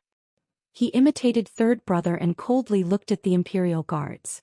His eyes were cold. Scram. If they didn't scram, he would trample them flat. However, just as he took a step, a pentagram shape appeared under his feet. It floated in 4 directions: north, south, east, and west. It fell from the sky like a net and covered the seventh prince's head, emitting a faint glow. It was copper wire, a formation that was set up early on. The elder laughed and said proudly, "Seventh prince, this is the most secure formation in the world. It can force all demons and ghosts to reveal their true forms until they are subdued. I advise you not to resist, otherwise you will be the one who gets hurt." The little one frowned, stretched out his arms and moved them left and right. The net-like copper wires immediately tightened around the little one. Wounds appeared on the back of the little one's fair hands. Blood flowed from his fingertips and dripped onto the ground. This time the little one didn't even move. Big tiger eyes stared at his feet. When the light came into contact with his skin, it was as if he was being burned. His eyes gradually lost their original luster and he looked like a withered little tiger. However, there was something that made people feel uneasy. Hellion Vivian clenched her hands in heartache. "Yuan Ming, break the formation." "No." Yuan Ming raises his eyebrows and says in an evil tone, "Breaking the array in front of so many people is tantamount to shedding all pretense of cordiality. The Emperor will definitely say that you are rebelling and arrest you and that little brat together." "Are you sure?" Hellion Vivian sneered. "I am sure. There is no reason for me to hold back and care about face when others bully our little seven. If I want to rebel, then so be it." After saying that, she didn't waste time. She pointed her finger and the wind and clouds surged. The sound of a silver knife cutting through the wind was heard as it shot towards the Yin-Yang masters who were controlling the formation. The Yin-Yang masters were thrown into chaos and their formation changed. A trace of anger flashed in the elder's eyes. He roared, "Imperial guards! Arrest this rebellious girl who dares to use a knife in front of the Emperor." The Imperial guards looked at the Emperor who was standing in the distance. When they saw that he didn't object, they immediately raised the bows in their hands. All the arrows were aimed at Hellion Vivian who was standing in front of the little one. Hellion Wei Wei's figure moved as she propped up a black folding umbrella between her fingers. Large snowflakes fell down and hit the surface of the umbrella. The handle of the umbrella flew and blocked the arrows that were shot over one by one. Hellion Vivian. The Emperor, who had been silent all this time, suddenly raised his voice and looked at her gloomily. "Are you trying to rebel?" Facing such an accusation, Hellion Vivian stood straight and smiled with delicate features. With a calm and languid voice she said slowly, "Wei Wei doesn't dare. But isn't your Majesty a little too impatient this time? Little Seven is your son, and there is no evidence to prove that Little Seven was the one who killed those palace maids. You are forcing him like this. Are you really trying to find out who the murderer is?" "I don't think so." "What do you mean by that? Are you accusing me?" The Emperor's eyes flashed red. "Seeing that you are a loyal person, I have forgiven your insolence many times. Now you dare to accuse me? Good, very good. Arrest this Hellion Vivian as well and throw her into prison." Hellion Vivian narrowed her eyes and looked at the soldiers who were rushing over. Her gaze landed on the ministers of the Ministry of Appointments, And she suddenly raised her voice. These palace maids were summoned to the palace of heavenly purity before they died. When they were found again, all the blood in their bodies had been sucked dry. Only a dried husk was left, and it was covered by the seaweed at the bottom of the river. If the river in the palace hadn't risen and drowned their corpses, many of the clues would not have been lost. It is because of the murderer's cover-up that the ministers have so much trouble solving the case. Speaking of the river in the palace, aren't the ministers curious? It is clearly winter and there is less rain, so why did the river rise? That is because you are misleading the public with your lies. Without waiting for Hellion Wei Wei to finish speaking, the emperor interrupted her. His eyes were filled with hostility. Hellion Wei Wei, I've given you a chance. Since you don't have the slightest intention of repentance, then I don't need to show you any mercy. Archers, get ready. Hellion Vivian's eyes swept across the flaming bows and arrows. She slowly tightened her grip on the black umbrella, afraid that one of the arrows would hit Shao Qi. One of the ministers of the Ministry of Appointments cupped his hands and pleaded, Your Majesty, why don't you listen to the third princess consort? Perhaps her words will be useful. The emperor's facial muscles trembled again. His voice was cold. What? Elderly also wants to rebel. This old minister doesn't dare, but Elderly still wanted to say something. The emperor sneered and said, What can a lawless woman like her say? What can I say? I think you have all followed the third prince for too long and want to rebel. After being scolded by the emperor, the minister's voice trembled. This old minister didn't mean that. Elderly, I don't care what you mean. From now on, whoever pleads for leniency for that unfilial daughter will be punished according to the law. The emperor didn't give Hellion Vivian any chance to speak. He couldn't let her speak anymore. This woman could actually guess so many things. Although she didn't say the key point, the spearhead was pointed at the palace of heavenly purity. If he let her continue, the matter of the river would be exposed. At that time he would inevitably be suspected. Therefore, such a person must not be allowed to live. Chapter 628. The emperor's attitude was firm. The ministers could only worry helplessly. No less than hundreds of rocket launchers surrounded Hellion Wei Wei in the center. The little one behind her was already bent over. Just by looking at his posture, one could imagine how painful it would be. Rise. The leader of the imperial army raised his hand. A swoosh was heard. The flaming arrows were raised and shone on the little one's face. Wait a minute. Look at what's on his body. The archer closest to the little one suddenly screamed. His finger trembled as he pointed at the little figure. His voice was filled with fear. The ministers, led by the elder, all looked at the little one. They could not help but be shocked. Little Seven's face was covered with scales. As the flames shone on his skin, the scales spread and covered his forehead. At this moment, someone suddenly shouted, Monster! Then the people scattered in fear and wanted to hide as far away as possible. Their gazes on the little one were filled with disgust and fear. They looked at little Seven as if they were looking at a monster. The little one, who was already tormented by the pain, started to look around helplessly when he saw the reactions of the crowd. Even breathing seemed to be painful. Little Seven. Hellion Vivian looked back at the little one while dealing with the rocket launchers. She lowered her voice and said, Hang in there for a while more. The little one could not move. He could only feel that something strange was expanding in his body. When he looked down, the back of his hand was covered with a thin layer of fur. When the elder saw this, he added fuel to the fire. Third princess consort, what else do you have to say? Look at the person behind you. Is he still our seventh prince? He's obviously a monster that's about to take shape. Little Seven felt like his head was about to split open. When he heard the elder's words, he shouted angrily, You're the monster. Come over here if you have the ability. See if I don't tear you apart. Hellion Wei Wei had never seen little Seven so irritable before. Under normal circumstances, no matter how angry he was, he would not say such things. He would only walk over and kick people a few times. But now he was in such a state where his whole body was filled with hostility. It was a bit unusual. He's going to transform. Yuan Ming, who was observing this scene, suddenly opened his mouth and said to Hellion Vivian in a low voice, Look at his eyes, they are starting to be dyed with color. The resentment in the surroundings is so deep. If its owner doesn't appear and it is allowed to transform into its beast form, Not only will the entire palace be destroyed, it will also self-destruct. Hearing this, Hellion Wei Wei suddenly narrowed her eyes, turned around and hugged the little one who was in great pain into her arms. Little Seven raised his head and looked at the person who held him in his arms. He tried his best to distinguish the person's appearance. He didn't understand why there were still people who dared to approach him. Weren't they monsters? Little Seven, wake up. Hellion Vivian looked at the little one and held his shoulders with both hands. Listen, don't let your anger control you. You know that your third brother doesn't like to see people lose their rationality. Third brother? The scarlet in the little one's eyes weakened a little. He subconsciously tilted his head and a fire arrow shot towards them. Hellion Vivian blocked it with her umbrella. The silver knife in her right hand flew out of her palm and flew straight towards the Imperial Guard's leader. That person was shocked and immediately defended.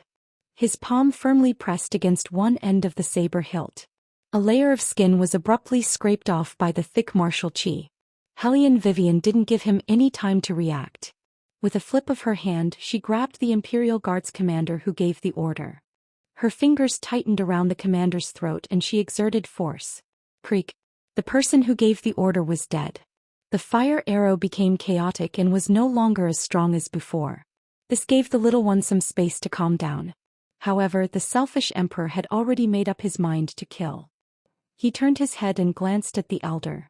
That elder understood the emperor's intention and ordered loudly, Yin Yang Masters, continue the formation. The Yin Yang Masters nodded. They raised their index fingers and pulled hard. The formation was formed again. Under the light, the pain in his body became more and more intense. Little Seven stared blankly at the people who were moving further and further away from him. He felt that this scene was very familiar. It seemed that he had been treated like this before in his memory. At that time it seemed like someone had disappeared. His stomach was very, very hungry. However, he clearly knew that no one would feed him anymore. Also, no one would touch his head and ask him to take a bath in the river. He climbed to the top of the mountain and wagged his tail, wanting to find that person. In his memory, that person had always liked to be clean. He had a faint smile on his face and beautiful thin lips, just like third brother. However, no matter how dirty he made himself, that person still didn't appear. The villagers at the foot of the mountain raised the torches in their hands and looked at him in horror. They wanted to burn him to death. They shouted that he was a monster and threw stones at him. Those things didn't hurt him at all. However, he felt very uncomfortable. He wanted to tell those people that he wasn't a monster.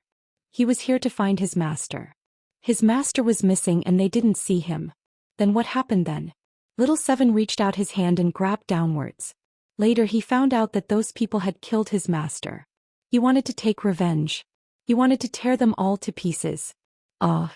The little one raised his head.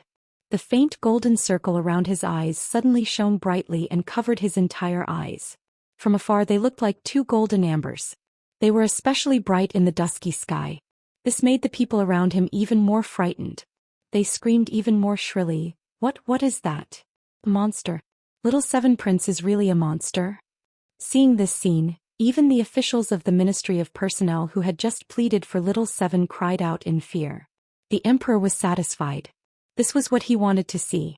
Whether the Yin Yang Masters came or not, a layer of scales would grow on Little Seven's body. This was something that he had been with since birth.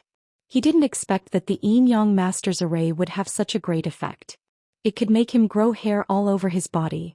Although things were a little out of his expectations, it seemed that the result was better. This time, no one would say things like the seventh prince is still young and definitely can't be a murderer, because the characteristics of a monster on his body said everything. Chapter 629. Fire the arrows. Another group of Imperial Guards rushed over. Hellion Vivian used the umbrella as a pivot and her body floated in the air. As her robes fluttered, countless rays of light surged out from behind her, forming a huge current of air. Together with her bleeding finger that she had bitten, she shouted the word break. The golden string was broken into pieces and the formation was gone. The Yin Yang Masters were forced to take a step back from the impact. Looking at the person who fell to the ground, he reached out and clutched his chest. Hellion Vivian was also injured. It was inevitable that her finger would be injured by the flying arrows. If she was alone, it would be easy for her to escape and fight, but she still had to protect little Seven. Wave after wave of Imperial guards rushed over. Hellion Vivian's face was covered in ashes, but her eyes were frighteningly bright. The Imperial guards had never met such a difficult opponent. One person against a group of them, but they didn't retreat at all. They even began to doubt whether they could still capture the seventh prince. The Emperor looked at Hellion Vivian, who was blocking in front of him, and directly ordered people to bring oil barrels. He spread them in a circle and prepared to attack with fire. "What's that smell?" As they were fighting, Yuan Ming suddenly spoke. Hellion Vivian's nose twitched and her eyes darkened. She was smart enough to immediately guess the other party's intentions. They planned to attack with fire. "Little White, come out and carry little Seven away first." "If I could carry him, I would have done so already. The beast aura on his body has already affected me. I can't show myself at all. I'm afraid I'll go berserk." Little White's voice became lower and lower. "Also, his condition isn't good. Just a little bit of blood will cause him to completely lose control." As they spoke, there was a loud boom. A huge fire was ignited and spread in a circle. The little person's hand was hanging down in the flames, and his fingernails were gradually dyed black. The Yin-Yang masters looked at the abnormally quiet little person in the flames. Their expressions gradually changed and sweat appeared on their foreheads. "Not good, he's going to go berserk. Once a monster goes berserk, it will become very difficult to control. It will completely lose its mind and suck everyone's blood dry."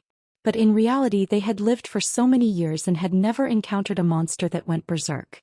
Firstly, it was because low-level monsters did not have the qualifications to go berserk. Secondly, when low-level monsters cultivated into high-level monsters, they would learn to suppress themselves and would not easily go berserk. However, the current situation was not within their expectations. They originally thought that since the other party was so young, even if it was a monster, it would be very easy to deal with. They had never expected that the other party would actually go berserk. This was completely different from what they had expected. Perhaps it was because it had dragged on for too long. The Yin-Yang master's eyes darkened. They took out yellow talismans and used their minds to communicate with the people in the distance. "Young master, what should we do now?" "Get rid of him before he goes berserk." A voice as gentle as jade transmitted over, neither deep nor shallow, carrying a thick cough. "Be careful of Hellion Wei Wei, separate her." "Yes, young master." The Yin-Yang masters held the golden threads in their hands and moved in unison, forming the 5 elements 8 trigrams formation. He couldn't afford to make the slightest mistake. He had to succeed in one strike. "They are planning to use a vicious move." Yuan Ming reminded Hellion Vivian in a low voice. "They should want to get rid of him before little Seven transforms." Hellion Vivian's hand paused and blood flowed out. "Yuan Ming, does the agreement you made before still count?" "No way." Yuan Ming's eyes were deep like the deep sea. "You want to give your essence to me for a little brat?" Hellion Vivian moved to the side and slit the throat of the Imperial guard that pounced on her. Her delicate little face was dyed red. "He is not a normal little brat. He is Beligaju's little brother. Before he returns, I will protect anything that belongs to him for him. Moreover, that is little Seven." Yuan Ming did not speak. His handsome face revealed an evil aura. "As a demon, of course I want to obtain your essence. Because only by signing the contract of eternal life could he recover his original abilities and remember the memories he had lost." "Master." In the middle of the palace, the little person with a gourd on her back stood on the blue tiles. She slowly threw resentment into the air. "Is it about time?" Jing Wushuang looked at the flames in the distance and nodded. She lifted her finger and chanted. The black resentment that was rising was like countless black pythons that were entangled together and slowly wriggled. It turned into human faces one after another, rising from the layers of black gas. The ugly and twisted faces were squeezed together. Some were crying, some were laughing, some were numb, and some were excited. There were no eyes or noses, only a black hole-like mouth that was tearing. There was a sharp and hoarse breathing sound coming from it. It flew towards the 2 people in the fire circle. Looking at those things, the elder knew that the master had come. His eyes were filled with unconcealable excitement. As long as the master made a move, this Hellion Vivian and little Seven would definitely be dead. The little person felt the thicker resentment from the outside world. Her originally round fingernails became sharp and long. Her blood-red eyes widened to the extreme. What are those?" This time the people were really scared. They had never seen such a scene before, so they all showed a frightened expression. They thought that those black little faces were emerging from Little Seven's body. Their fingers trembled as they shouted, "Your Majesty." The Emperor did not expect such a situation, but for some reason he felt comfortable from the inside. Especially when the black mist hit his body, he felt like he had drunk enough blood. It's the resentment array, woman. The other party still hasn't given up on the idea of taking your body. Whitey's voice rang out from the fantasy space. It turned out that Jing Wushuang knew from the beginning that these stupid humans would not be able to deal with Hellion Vivian. That person had never been an ordinary woman. Even if she entered the palace alone, it would make things very difficult. However, this was nothing to Jing Wushuang. What she wanted to do from the beginning was to awaken Ni Feng's reincarnation. Now was undoubtedly the best time. She had someone to protect, so she would not fight with all her might. Jing Wushuang lowered his eyes. Once Ni Feng woke up, those who bullied Hellion Vivian in the palace would not have a good ending. He would not allow others to besiege her while he did nothing. There was a loud crash. Hellion Vivian was surrounded by small faces. A layer of sticky film that was invisible to the naked eye slowly wrapped around her body. It started from her ankles, followed her calves to her waist, and wrapped around her chest.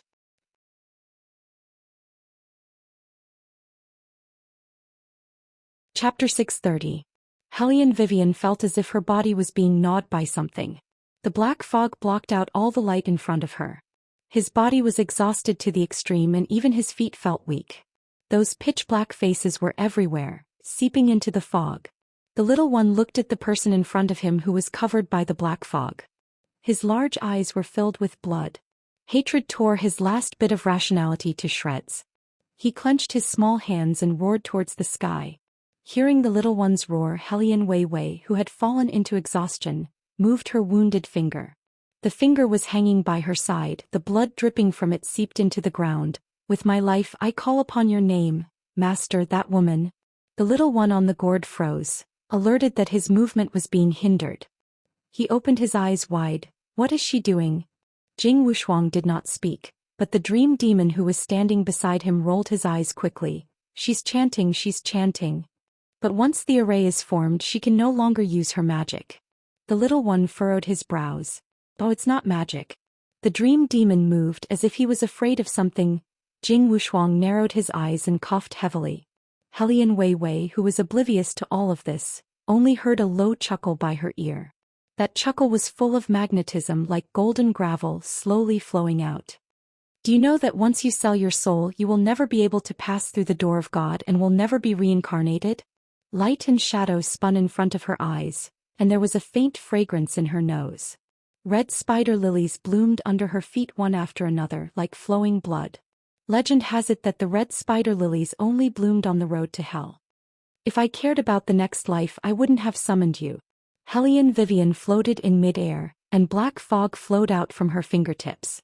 That was the lifeline that could summon demons the moment they were born. The low chuckle had an indescribable evil charm like Yuan Ming's, but also not like Yuan Ming's. It was as if someone was merging with him, becoming a whole. Black feathers fell from the sky one by one. They were soft and beautiful, just like a scene from a comic book. I'll ask you one more time. Are you really willing to sell me your soul? Before Hellion Vivian regained consciousness, she spat out a few words. Shut up. Use my soul in exchange for my spirit. Demon, show yourself. As the last sentence of the incantation left her mouth, she fell completely unconscious. Those black feathers suddenly stood up in the air with a rustling sound. It flew up into the air looking extremely beautiful. Amidst the raging fire, black feathers fluttered down, gently placing the sleeping Hellion Vivian on the ground. The devil's snare flowers that only bloomed in hell were now blooming on both sides of her. They were like flowers in tea, a breathtaking beauty. In the sea of flowers, the outline of a cold figure gradually appeared. That figure walked over, and behind his fur cloak was a soaring azure dragon and a blazing Qilin beast. He had a smile on his face that could make heaven and earth lose its beauty. His cat-like eyes narrowed slightly, emitting a golden color that symbolized nobility. His lips were very pale, shining like pearls. His slender fingers were wrapped in black gloves, revealing only an inch of his porcelain white wrist, attracting people's attention. His posture was very elegant and his black robe fluttered with the wind. His name in the human world was Beligaju. In reality, he was the demon who controlled the entire darkness and loved to play with people's hearts and destroy human consciousness. He tilted his head and picked up little Seven, who was in the array, with one hand. In an instant, the blackness on the little one's fingers began to fade.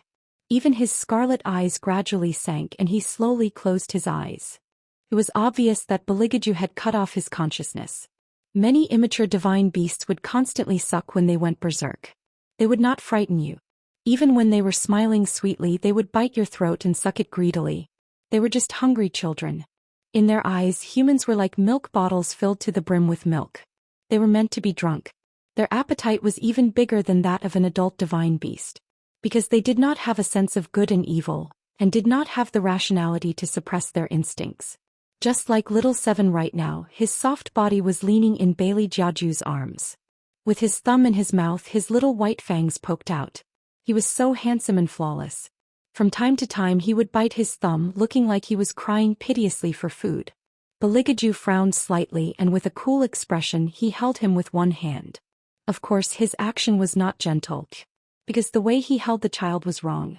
However, this did not affect his sense of oppression at all. The Imperial guards looked at him and their faces showed fear. They retreated in panic and put away the bows in their hands. Fear surged from their blood.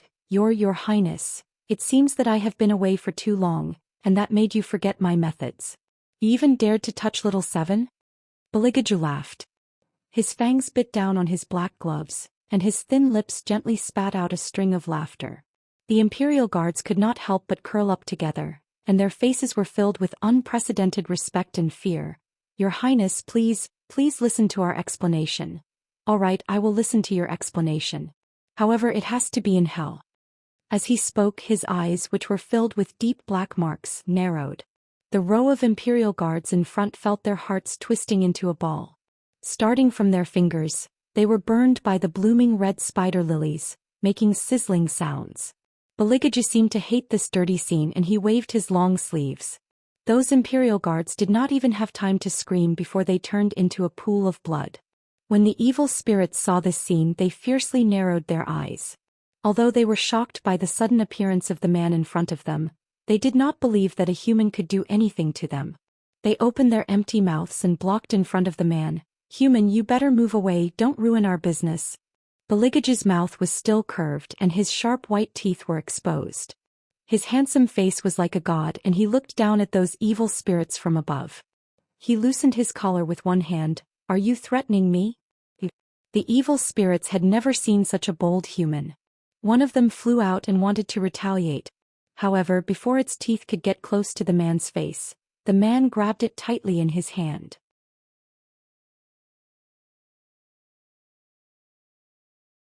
Chapter 631. Beligaju had a faint smile on his face as he exerted force. The thing in his hand instantly turned into a pool of black water. The evil spirits looked at this scene in disbelief.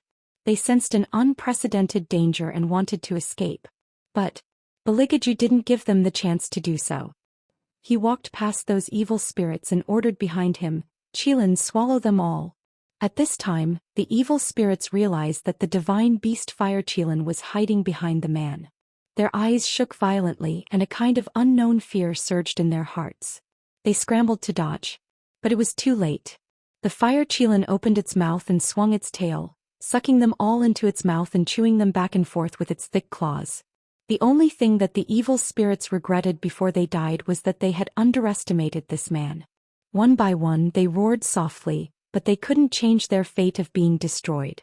Next, Beligaju's thin lips curled up slightly, and his gaze landed on the trembling elder. It's your turn. At this time, the elder was already affected by the other party and couldn't control his appearance.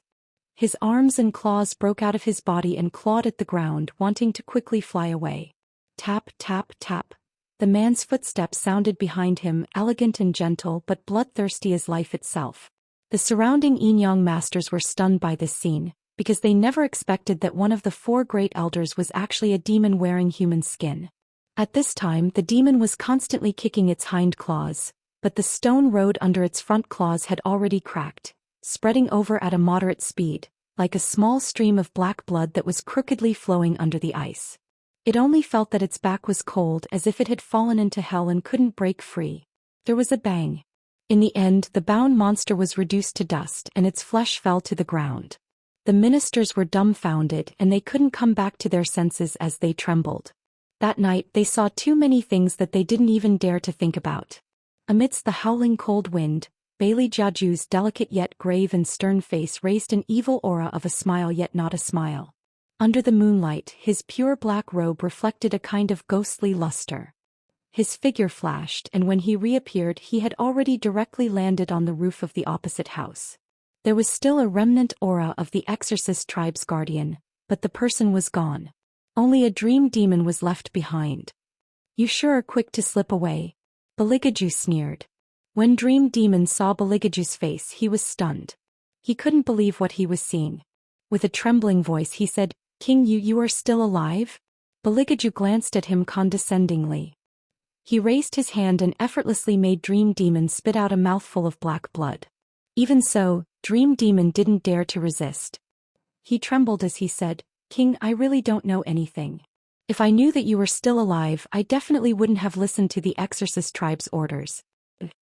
Before he could finish, Dream Demon's throat was locked by an invisible force. He touched his neck and his eyes widened as if they were about to explode. Baligaju turned sideways and his cold voice slid past his ears. "I have never cared about what orders you listen to. What I can't tolerate is that you touched my prey. That person can only be bullied by me. Hey, you are not worthy." Bang. Following the elder's example, another demon had self-destructed. Baligaju put down the little one in his armpit. With a move of his slender fingers, an exquisitely made silver earring appeared on the little one's ear. This was a device that the owner of the divine beast specially used to suppress their divine beast from going berserk. Then he retracted his hand and his ring finger pressed against his thumb, making a crisp sound. Pop. The earring was hidden. The little one made a sound and the fur on his two little paws faded, revealing smooth skin. Azure Dragon couldn't help but look surprised. It is? Fire Qilin took a step forward and touched his chin with his front paw. "It should be the Tunshin." "This child? It's the Tunshin?" Azure Dragon was still doubtful. Fire Qilin glanced at him. "Don't forget, none of us have seen the Tunshin's human form. There must be a reason why Master pampers him so much." "You mean to say that Master pampers whoever is younger?" Azure Dragon never knew that he lost in terms of age. The bystanders couldn't understand what these two ancient divine beasts were talking about. Hellion Vivian, who was in a light sleep, felt that there was a lot of noise around her ears. She couldn't hear clearly due to her drowsiness. In the darkness she tried to communicate with Yuan Ming using her consciousness, but he didn't reply. This made Wei Wei feel strange. According to reason, she and the other party had signed a lifetime contract, spirit and demon as one. This guy should be even more cocky. How come he didn't even pay attention to her and didn't pay attention to her? Hellion Vivian couldn't open her eyes, so she used her consciousness to call Yuan Ming's name again. This time there was a response, but it was an unfathomable breathing sound and it was very cold. Could it be that the demon was impatient after getting the human soul? The more Hellion Vivian thought about it, the more she wanted to wake up. She knew the ability of a lifetime contract. After selling the soul to the demon's power would be 10 times stronger. Yuan Ming had said a long time ago that he had lost a lot of his magic power. In this case his magic power should have been restored. What about Little Seven? How was Little Seven? Hellion Vivian used all her strength to move her fingers on the soft feathers. This huge change caused the Emperor to slowly narrow his eyes. He looked at Baligaju and an uncomfortable feeling lingered in his chest. Was this still the third prince? Baligaju's martial chi had already surpassed the Emperor's expectations. Originally, he planned to use thousands of Imperial guards to subdue Third Prince even if he wanted to save Little Seven. But now, he wasn't sure if his Imperial guards would be of any use. Especially behind Third Prince, there was a huge azure dragon circling around him. Dragons in ancient times were a sign of good fortune. That was why people often said that the true dragon was the son of heaven. Now a dragon had appeared, but it had appeared behind Baligaju. How could the Emperor not be jealous and angry? Some of the officials in the Ministry of Appointments had already started whispering to the Azure Dragon, and all of them were saying that Beligaju was the true descendant of the true dragon. Beligaju didn't say anything. The emperor couldn't stand it anymore and said, "Third prince, I don't believe that you can't see what little seven is in your arms. It's a demon. You're actually protecting a demon. Hand it over to the imperial guards now, and I can overlook your foolishness this time."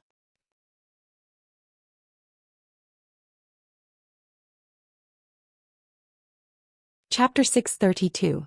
Demon. Beligaju tilted his head and looked at the emperor with his long and narrow eyes. His eyes quickly reflected the image of an embryo that was about to take shape. It was a sign that a human was being invaded by evil energy. He looked at the emperor and curled his thin lips. His voice carried a hint of indifference. "You know very well who is the real demon. The direction and flow of the moat can only be controlled by the emperor's handwritten order. Those palace maids died in the moat. You're in such a hurry to pin the blame on others because you want to clear yourself of suspicion. However, do you really think that you can clear yourself of suspicion?" As Beligaju approached, the emperor felt his breathing getting heavier. His left eye became a little blurry and the white of his eye was exposed. It rolled up fiercely, but he didn't notice it at all. Eunuch Gao, who was closest to him, fell to the ground in fright. He pointed at the emperor's left shoulder and kept backing away. Fear was written all over his face. Only then did the emperor look to his side, only to see a baby's head suddenly appear there, sitting on his shoulder. The lower half of the baby's body was buried in his back, as if it had grown out of his body. A pair of scarlet eyes were glaring at him eerily. The emperor froze and his whole body was cold. How could this be? What was buried in his body? Although he would hear a satisfied sigh every time it was time to eat the elixir, he always thought that it was his own sigh. But now, the emperor was scared and shouted in panic. He no longer had the image of an emperor. Tears welled up in his eyes. "Men, come quickly. Take this damn thing away from me." However, no one dared to go near him. The ministers of the Ministry of Appointments screamed in horror. The imperial guards rolled and crawled 10 feet away from him. This time the emperor was truly alone. The most frightening thing was that the baby on his shoulder actually moved towards him, and the dead man's face was pressed against his face. The emperor sat on the ground and screamed in a sharp voice, "Stay away from me, stay away from me. Keep it away from you." Beligaju laughed coldly. "How stupid are you? You've sucked the blood of so many young girls, so of course you'll form resentment. Resentment gives birth to evil, and evil comes from the heart. In time it will replace you and occupy your body. How could it give up on such a good nourishment like you?" Hearing Beligaju's words, the emperor seemed to have suddenly thought of something. He lifted his face and looked at him pleadingly. "Third brother, you must have a way, right? Quickly, quickly save imperial father." Li Jiaju didn't move at all. He only stood tall and straight, looking down at him with obvious coldness. When Hellion Vivian woke up, she saw this scene. That familiar figure stood in the midst of the flames of war. The azure dragon circled in the sky above and the divine beast at his feet. However, no one or thing could withstand the waves in his eyes. That pair of enigmatic eyes flowed with faint golden circuits, reflecting his fair face. It was filled with a kind of enchanting feeling, like some kind of powerful force, a divine miracle that was extremely beautiful to the extreme. At that moment Hellion Vivian thought she saw an illusion. She reached out and pressed her aching temples. When she looked again, that person was still there. She couldn't help but communicate with Yuan Ming through her consciousness. Her usually lazy voice became full of energy. "Yuan Ming, did you see that? He's back, he's really back." Yuan Ming didn't give her any reply. Not far away, Beligaju moved his fingers with a black glove. He looked down at the emperor, who was kneeling on the ground, and planned to leave. In a moment of desperation, the emperor shouted, "I am your father. Are you going to watch your father become a monster that is neither human nor ghost?" Hearing this, Beligaju smiled. His thin lips had a hint of evil that made people uneasy. "Don't worry, you don't have the chance to become neither human nor ghost. Because it's already awake, it should be hungry." What do you mean by that?" The emperor was not stupid. Soon a possibility flashed through his mind. He immediately looked to his left. That baby had indeed woken up. Its pair of empty eyes stared at the emperor. Its voice was cold. "Blood, I want blood." Before the emperor could react, his neck was bitten by the baby. The gurgling sound of blood being sucked rang out, making everyone's hair stand on end and their hair stand on end. The faces of the officials of the Ministry of Official Personnel Affairs were pale. They watched as the emperor reached out his hands, desperately trying to shake off the baby on his shoulder. However, because they were one body, they couldn't do anything. The emperor kept struggling. When he looked at Beligaju, his eyes were filled with jealousy and hatred. From the beginning, he knew that this child was a treacherous one. It had never respected him, the emperor, as its father. As expected, the older it got, the less it listened to his control. Now it didn't even want to save him. Why didn't such a person die? Why was he the one who died in the end? God had clearly told him that as long as he did what he had to do, he would be able to obtain immortality. Could it be that God was lying to him? Crunch. The baby opened its mouth and broke his bones. The emperor could no longer struggle. He could only lie on the ground in a sorry state. Blood seeped out of his body as if he was in despair. His eyes gradually lost their light. When the officials saw this, they couldn't help but sigh. At the same time, they felt fear. They never thought that the emperor would become like this. They also never thought that he would be the murderer of the palace maids. They all knew that the emperor wanted to pursue immortality. But what they didn't expect was that the other party was already infatuated to this extent. In this world, you reap what you sow. If you don't believe it, look to the heavens. Who can spare you? The emperor's blood was sucked dry by the baby that had poked out of his body. In less than 10 seconds, it was lying on the emperor's neck. Its pair of faint green eyes were extremely terrifying. Of course, Beligaju wouldn't let it have its fill. He glanced at the azure dragon and said in an indifferent voice, "This one's yours." "Yes, master." The azure dragon thought that it was finally its turn. With a roll, it swallowed the baby into its stomach, leaving no trace behind. After that, the entire palace of heavenly purity fell silent. Beligaju began to pace again. His long legs and waistline were perfectly restrained. He still looked noble and indifferent. However, this time, the ends of his hair were suffused with a silvery white color that symbolized evil. It was the symbol of a demon.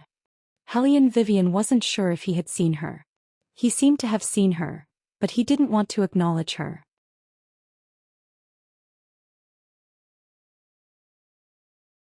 Chapter 633.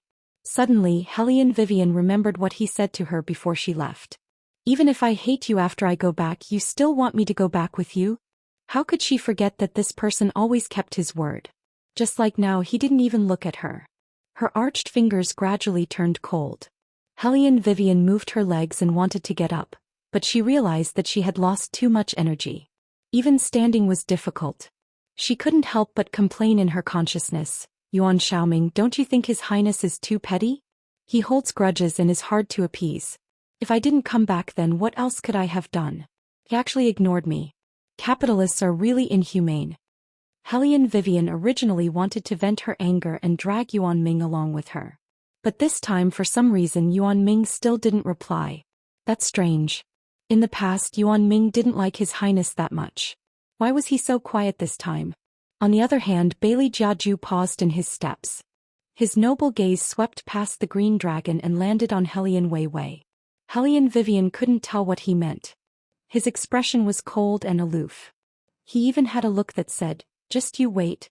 It couldn't be that he heard her bad-mouthing him, right? That shouldn't be possible.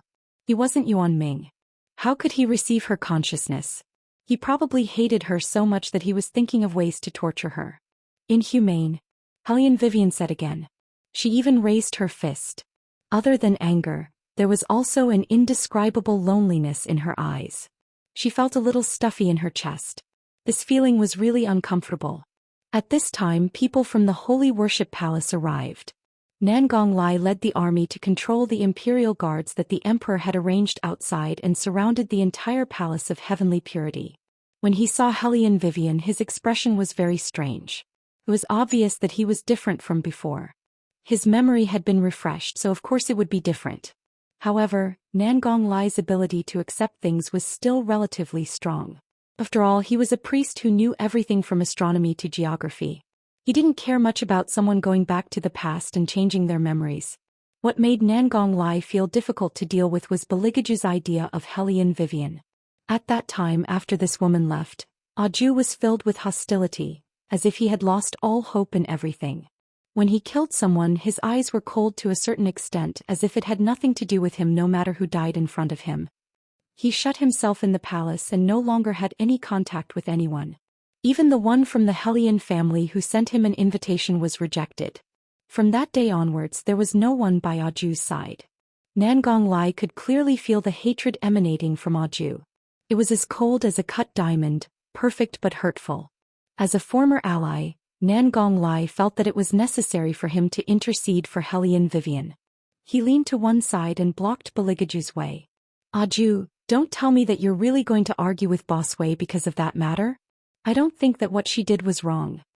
Although until now he still did not know why Hellion Vivian would suddenly return to the past and then disappear all of a sudden according to that person's way of doing things, it should be something good for everyone. Baligaju did not even bother to pay attention to him.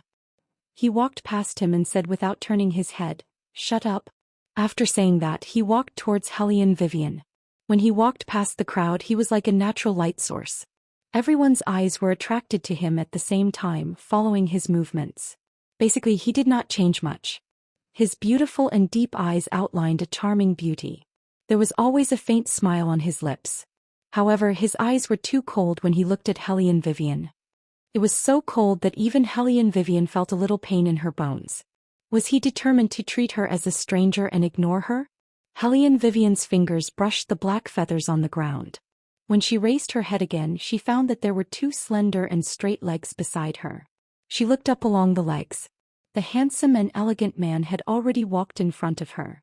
His eyes were elegant and handsome, but there was a trace of sharp indifference. The circle of fur on the shoulder of the cloak made him look even more noble. Baligaju bent down, his eyes were at the same level as hers. His expression was very cold. He used a strength that seemed to want to firmly lock everything that he saw and directly grabbed her leg when she was trying to get up. Nangong Lai watched from the side with fear. He thought to himself, is Aju going to punish her here? Hellion Vivian frowned and met the man's gaze. Baligaju's slender fingers held Hellion Vivian's ankle just like that. There was a familiar smile that made people's heart beat faster at the corner of his mouth, but the coldness in his eyes made Hellion Vivian subconsciously want to escape. At this time, Bailey Jiaju pressed his voice into her ear and said in a deep and magnetic voice, "Inhumane? Narrow-minded? Vengeful and hard to coax." Hearing these adjectives, Hellion Vivian instantly widened her eyes. It can't be, he knew everything she was thinking? Yuan Xiaoming he. Hellion Vivian still wanted to use the stream of consciousness. Baligaju directly pinched her chin. His breath blew on her lips. It was still very cold. Don't shout. Don't you feel the connection between you and me? Connection? Hellion Vivian looked down and saw that there was a pattern brand on her and Baligaju's wrists respectively. That was the symbol of a lifetime contract. When the owner sold the soul to the demon, the contract mark would be made. The creation of this symbol was to let the owner summon the demon at the first time when they encountered difficulties. Secondly, it was convenient for the demon to control the owner. Even if the owner escaped to the ends of the earth, as long as the symbol brand was still there, the demon could find the owner. When he wanted to, he could swallow the owner's soul. But why did such a symbol appear on Baligaju's hand? She clearly made a contract with Yuan Ming. Could it be you and Yuan Ming? There was no warmth in Bailey Jiaju's voice. Slowly he said, Yuan Ming is also a fragment of me. When the divine exorcism seal descended upon the world and I was reborn as a human, the remaining demonic nature became Yuan Ming. Later on, it was sealed in the ancient book and lost all its previous memories and spells. The eternal contract must be signed with the demon's primordial spirit, and I am Yuan Ming's primordial spirit. Hellion Vivian. So, when she chanted the summoning spell just now, she summoned the primordial spirit. The primordial spirit would definitely combine with the fragment to become her new contracted demon. That is to say, the recipient of her complaints just now was actually a certain highness.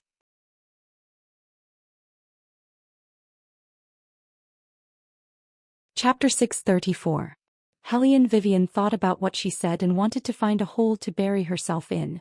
Have you thought about how to face me? Baligaju put one arm through her ear and pressed on the black feather behind her, closing the distance between the two of them. With every word he said, his breath would hit her lips. This allowed Hellion Vivian to clearly smell the addictive smell coming from his body. Even the curve of his jaw was extremely sexy. No matter how she thought about it, she only thought about kissing him. Hellion Vivian raised her eyebrows and smiled evilly. Why don't you let me kiss you, then we can continue talking. Bailey Jiaju narrowed his eyes with an icy chill. His fingers exerted force and pulled her entire body closer to him. His fingers pressed on her thin lips and forcefully crushed them back and forth. Do you think that I will still fall for this trick of yours? Since you're already back, can't you just pretend that nothing happened? Hellion Vivian had a smile on her face, but her heart sank a little. Bailey Jiaju laughed, his voice was cold. You want to pretend that nothing happened? Do you think it's possible? It's possible under normal circumstances. Hellion Vivian supported herself with her fingers. Baligaju looked at her with an indifferent expression. It's impossible for this king. Hellion Vivian felt that it was difficult to breathe. What should she do? She wanted to drag Baligaju over and ask him properly, but what did he want her to do? Do you have to make such a clear distinction between yourself? No matter if it's a soul fragment or your primordial spirit, to me it's still you. Do you understand? Hellion Vivian was originally a person who didn't get angry easily, because she was a person who would directly stay away from someone if she didn't like them. If she liked them, she would protect them like they were her children. It was the first time that she used all her strength to speak like this. You're so smart, it's impossible that you don't understand. You're so arrogant because I like you. Hellion Vivian grabbed the man's collar and growled, if you're angry then tie me up if you can. Why are you so cold? After shouting, Hellion Vivian's head was buzzing as if she finally calmed down. She took a deep breath and said in a light voice, you can think whatever you want. Since you're already back, you can hate me as much as you want. It's fine if you don't want to talk to me, but don't find trouble with me now. I'm tired. He was really tired. For so many days she had been so tense in her mind until now. In the end, this was the result. She couldn't cope. She pushed him away, stood up and wanted to leave. In the end, before she could even lift her leg, someone grabbed her wrist from behind.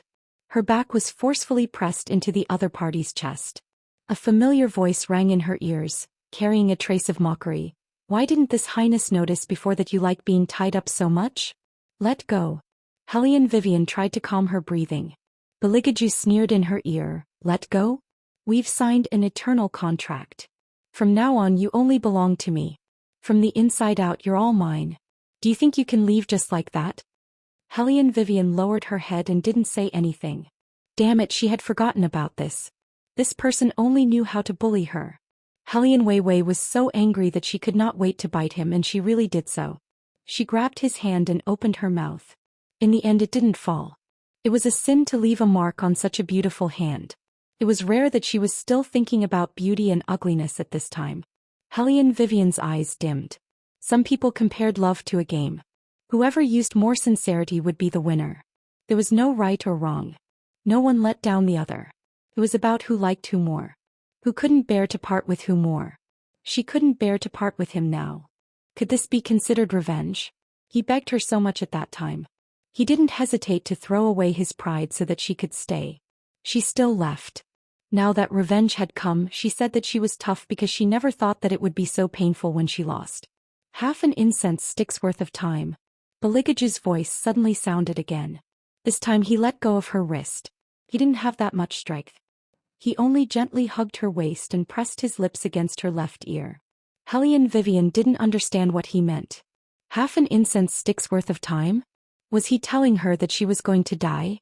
I was cold to you for only half an incense stick's worth of time and you couldn't stand it. Baligaju's voice was a bit hoarse. Did you calculate how long it would take for me to recover after you appeared and left? Hellion Vivian was stunned. The image of that noble little boy appeared in her mind. He was cold and didn't like to talk. He also didn't get close to others. He only obediently waited for her to return. In an instant her eyes turned red. Bailey Jiaju turned Hellion Weiwei around and used his slender fingers to touch her eyebrows. Then he lifted her loose strands of hair and kissed her forehead, eyes and the bridge of her nose. Finally he pulled her into his arms and wrapped Hellion Weiwei in his fur coat, pressing the bridge of his nose against hers. At this time Baligaju was very gentle. He was like a precious red wine flowing in the night. He was incomparably smooth and sweet. As long as he was willing, he could give her the most enviable love in the world. He said to her in a low voice, "After you left, I thought that if I see you again in the future, I will definitely break your claws and legs. That way you can stay by my side forever." When Hellion Vivian heard his words, she felt her hands begin to hurt. "But when I really saw you, I was thinking about how to fiercely take you. I wanted to make your legs go soft and cry for mercy. I wanted to make you unable to leave even if you wanted to." When Beligaju said this, his thin lips fell on her lips. Then he fiercely bit down. It didn't hurt. Instead it was a bit numb. Hellion Vivian only felt her heart skip a beat. Her face burned a bit unnaturally. What was this person thinking in his head? "In order to make myself look less impatient, I didn't want to look at you. You really know how to make your presence known." Beligaju's voice was sexy and hoarse. It was so graceful that it was like a good musical instrument. Hellion Vivian knew what he was talking about. It was nothing more than her complaints. How long would it take for this joke to pass? Moreover, the mockery in his voice was so obvious. Hellion Vivian really didn't understand. What did he mean? Why didn't he just say that she couldn't forget him and was daydreaming? Or perhaps he wanted to say that she was very attractive to him. Otherwise, he wouldn't have kissed her so gently. But what did he mean by making his presence known?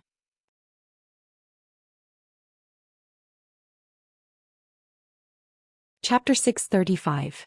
Beligaju looked at the confused person in front of him, as if he had accepted his fate. "Forget it. Anyway, your existence is a distraction to me. Wherever you are, I can't concentrate on anything." Was she as annoying as he said? Hellion Vivian showed an angry expression. She was pulled into the man's arms.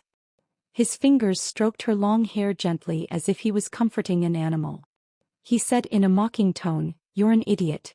Are you still not convinced?" Hellion Vivian stopped breathing. Her nose was filled with that familiar smell. It was so reassuring. Finally, they were all back. In addition to his kindness, there was also his unprincipled love for her. Although it was a bit poisonous, she was already used to a certain highness who did not mean what he said. Hellion Vivian chuckled and reached out to hug him. His waist was thin and strong, so it was very comfortable to hug. As long as Bailey Jiaju lowered his eyes, he could see the smile at the corner of her mouth. It was sly and innocent. She even used a pair of eyes to look at him. Her fingers moved around his waist. Once again he questioned his own taste. How could he fancy such a little hooligan? Her claws were not quiet for a moment. "Is it nice to touch?" Beligaju raised his good-looking eyebrows and the air of abstinence hit her face. "Not bad. It's quite smooth." Hellion Vivian thought that in the future these were all mine. She could touch them however she wanted. Beligaju smiled coldly and evilly. "Seeing that you like it so much, I'll find a time later to let you touch it. But not here. It should be on the bed." Hellion Vivian was very happy. "Is this a benefit?" "Yes, it's a benefit." Beligaju leaned over and his thin lips slid past her ear. He was very black-bellied. Because of this touch, Wei Wei's whole body trembled. Beligaju was very satisfied with the effect he had on her. He let go of her and looked up. His gaze landed on the Imperial guards who were holding bows and arrows in the distance. His voice carried the coldness of a superior. "You are still holding bows and arrows. Do you want to kill me as well?" The Imperial guards looked at each other, not daring to move. But after all, they were directly under the Emperor's command. His Majesty had ordered them to surround this place. Beligaju stared straight at them as he hugged Hellion Vivian with one hand. His rosy fur cape fluttered in the wind. Behind him was a surging army. Every one of them was dressed in black and held spears in their hands. They were mighty and unstoppable. Someone recognized them. They were the shadow guards personally trained by the third prince. There was once a rumor about them. Once the 8,000 shadow guards were deployed, there would be no one within 100 miles of them. He had heard too much but seen too little. At this moment, after seeing this scene, the Imperial guards who had been nurtured in the palace all year round were terrified from the bottom of their hearts. Those shadow guards stood behind Beligaju with masks on their faces. They were like a demon army that rose from the ground of hell. Every one of them stood upright as if they were waiting for Beligaju's orders. The light reflected from the numerous silver knives made the old officials who only knew how to rely on the elder compound to panic. They originally wanted to denounce the identity of the seventh prince. Now, not to mention speaking, they didn't even dare to let out a fart. The Imperial Guards knew that this was a battle that they had no chance of winning. But someone put down his bow and arrow and knelt on the ground. Following that, dozens, hundreds, thousands of Imperial Guards knelt on one knee and bowed to Beligaju. All the ministers in the Imperial court had mixed feelings when they saw this scene. Among them were the Fifth Prince's men, the Elder Compound's men, and the Emperor's men. This game of chess with the world as the chessboard had been going on for so long. They had never thought that Beligaju would be the one to obtain the throne in the end. Although he was very capable, he had never understood the ways of officialdom. No matter how talented he would still fall in the end. But now looking back, the first prince had drowned because the Li family had bullied the third prince back then and had provoked the emperor's punishment by spouting arrogant words. The Murong family had been doted on by the emperor for 100 years. The emperor doted on Empress Murong and the fifth prince even more. In the end, because they framed the third prince, they were imprisoned for life and their entire family was beheaded. Everything that happened seemed to have nothing to do with the third prince, but if one were to trace the reason, everything could not be separated from the third prince. Thinking of this, the officials couldn't help but shudder. Now it was the emperor's turn to be possessed by a demon. The third prince was just enforcing justice on behalf of the heavens and putting righteousness before family. The emperor's throne was rightful and justifiable. It was inspiring. However, how could the old officials who had been dealing with officials all year round not see through the trick? It was because they realized it too late that they couldn't help but feel a chill run down their backs. They thought that the third prince would be dethroned sooner or later. How much thought did he have in order to be able to control the entire court in his own hands? The first prince was gone, the fifth prince was gone, and even the emperor was gone. At this point, there was no longer any doubt as to who would inherit the throne in the future. There was also Hellion Weiwei. At that time, when this hedonistic good-for-nothing married the third prince, they even secretly sneered at her because of this. After all, the third prince, who originally didn't occupy an advantage in the imperial court, had a burden like this, which would only accelerate his defeat. In the end, not only did this woman become the world's biggest martial arts merchant, she even regained control of the Hellion family. What was even more frightening was that she could actually make the hidden army recognize her as their master. When these two people were separated, it was already frightening enough. Thinking about how His Highness swept away thousands of troops when he appeared, and how many Imperial Guards besieged Hellion Vivian, they actually didn't completely force her into a dead end. Now that they were merged, it was really hard to say what would happen in the future. Some of the officials' eyes faintly revealed uneasiness. Nangong Lai watched from the side. He understood the whole sequence of events, so of course he knew what the officials were thinking. Those people must have regretted it so much that their intestines turned green. However, these people definitely didn't know that Aju already had the ability to fight for the throne. If he really wanted to get the throne, he could have led the army to abdicate 7 years ago. However, he didn't do that. Instead, he put down the chess piece in his hand and looked at him calmly. He said in a clear and noble tone, something like the throne must be personally delivered to me before I accept it. In other words, he didn't even bother to force the emperor to abdicate. To him, it was also a kind of beauty to get something perfectly. Later, after Hellion Vivian heard the speculations of the officials, she had the opportunity to ask Beligaju himself. At that time, did you plan to kill the first prince from the beginning? Beligaju looked at her and said slowly, I did want to kill him, but the reason why I did it in the end was not because of the throne. Then why?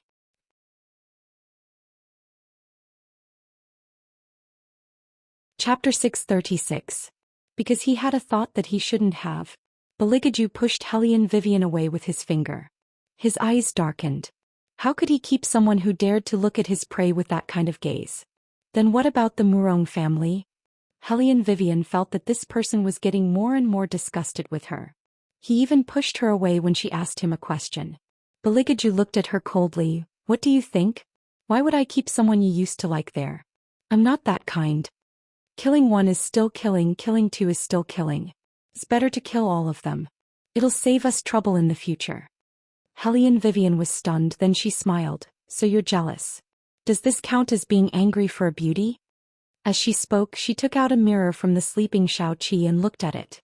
Then she nodded. It's indeed very beautiful. I also think that this face is too ostentatious. Beligaju supported his face with one hand and used the other to poke her cheek. Don't you think it'll save us trouble if we destroy it? Hellion Vivian's hand froze. She didn't make a fuss anymore. She held the bowl and began to eat. Halfway through the meal she couldn't help but ask, "Then what about the Emperor? You raised so many shadow guards just to deal with him one day, right? If he didn't set his eyes on you and Tunshin, I wouldn't let the shadow guards surround the palace." Beligaju's eating posture was still noble and elegant. She couldn't see any trace of a demon on him. However, Hellion Vivian still felt strange. "You can tolerate it so well?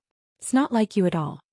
Bailey Jiaju glanced at her again and unhurriedly put down the bamboo chopsticks. He put one hand on the back of her chair and leaned back. His posture was very domineering. "What's the point of arguing with someone who you know will die?" Hellion Vivian. So it was like this. He was actually a little speechless. "Finished." Beligaju raised his chin and pointed at her empty bowl. He gestured for the palace servants to carry little Seven away. Only then did Hellion Vivian realize that she had actually finished the second bowl of rice without any change in expression. When did she become so good at eating? What was even sadder was that she didn't feel full. One more bowl, Hellion Vivian said to herself. She would definitely stop after finishing this bowl. She did stop, but after dinner she wanted to eat pastries and oranges. When she was picking out pastries she couldn't free her hands, so she asked a certain highness to peel oranges for her. Beligaju threw an orange to her. It was obvious that he wanted her to eat it herself. Forget it. She didn't expect a certain highness to be gentle. Although the other half of a domineering Xiao was more gentle, who asked her to be cold and arrogant. As Hellion Wei Wei pondered, she turned sideways and peeled the orange peel. He was a very lazy person. If she could lie down, of course she would not stand up. She just nestled on the furry and carved imperial consort's chair. She was wearing an ancient nightgown with large sleeves. When she stretched out her hand, her jade-like fair arms would be exposed. Coupled with her natural temperament, she gave off the feeling of a lazy cat, which was very charming. Hellion Vivian didn't realize how bewitching her posture was at all. She was still muttering, "The plum blossom cake isn't as good as the osmanthus cake." Beligaju had already taken off the fur cloak on his body with one hand and casually threw it to the palace servants who were holding fruits at the side. "You all can leave. I'll take care of this." "Yes." The palace servants lowered their eyes and stepped back. They were very obedient. Hellion Vivian didn't mind. After all, compared to someone watching her every move, she preferred to stay like this. After eating the last piece of orange in her hand, she couldn't help but yawn. Before she could make a sound, she saw Beligaju walking over with a mysterious iron chain in his hand. Hellion Vivian's yawning hand suddenly stopped. Before she could react, he pressed her arm down and pressed her into the soft fur. His thin lips curled into a faint smile. "Originally, I didn't plan to tie you up. But after hearing what you said in the Palace of Heavenly Purity today, you seem to like being tied up. In that case, I can only comply with your request." "Who likes being tied up? I was just saying it casually. Can't you just pretend you didn't hear it?" Hellion Vivian said as she tried to turn around and escape. Beligaju pressed down on her waist and pulled her entire body back, making her sit on his lap. His tone was a little careless. "No, I can't. Who asked me to be petty and inhumane? I hold grudges and I'm hard to appease." Hellion Vivian. "Isn't this over? Why is he bringing it up now?" "Bigot, don't move." Beligaju whispered into her ear in a low voice. His thin lips were practically pressed against the back of her ear. "I'll tie you up until you feel very comfortable." Hellion Vivian's body trembled. When she felt a numbing sensation in her ear, Beligaju had already made his move. He leisurely tied her hands with the iron chain. After he was done, he didn't give her any time to think. Almost in the next second, her nightgown was picked up by him. His coarse fingertips wandered wantonly on her bare skin. Hellion Vivian couldn't help but tremble, but she couldn't resist the man's invasion. Because of his actions, she felt as if she was suffocating. Her ears were burning and her mind was filled with snowflakes. She lost all ability to think. The tall figure behind her was getting hotter and hotter, as if it was going to incinerate her. Beligaju smiled. His lips pressed against her reddened left ear, and he licked it with the tip of his hot tongue. Then he slowly moved down to her fair neck. He nibbled and kissed her deeply, leaving a mark. His sandalwood scent seeped into her nose. As long as he wanted to, he could make a woman feel the highest pleasure. Hellion Vivian didn't move. If she moved, the iron chain would ring. That kind of sound would sound even more ambiguous. The bridge of his nose was pressed against hers.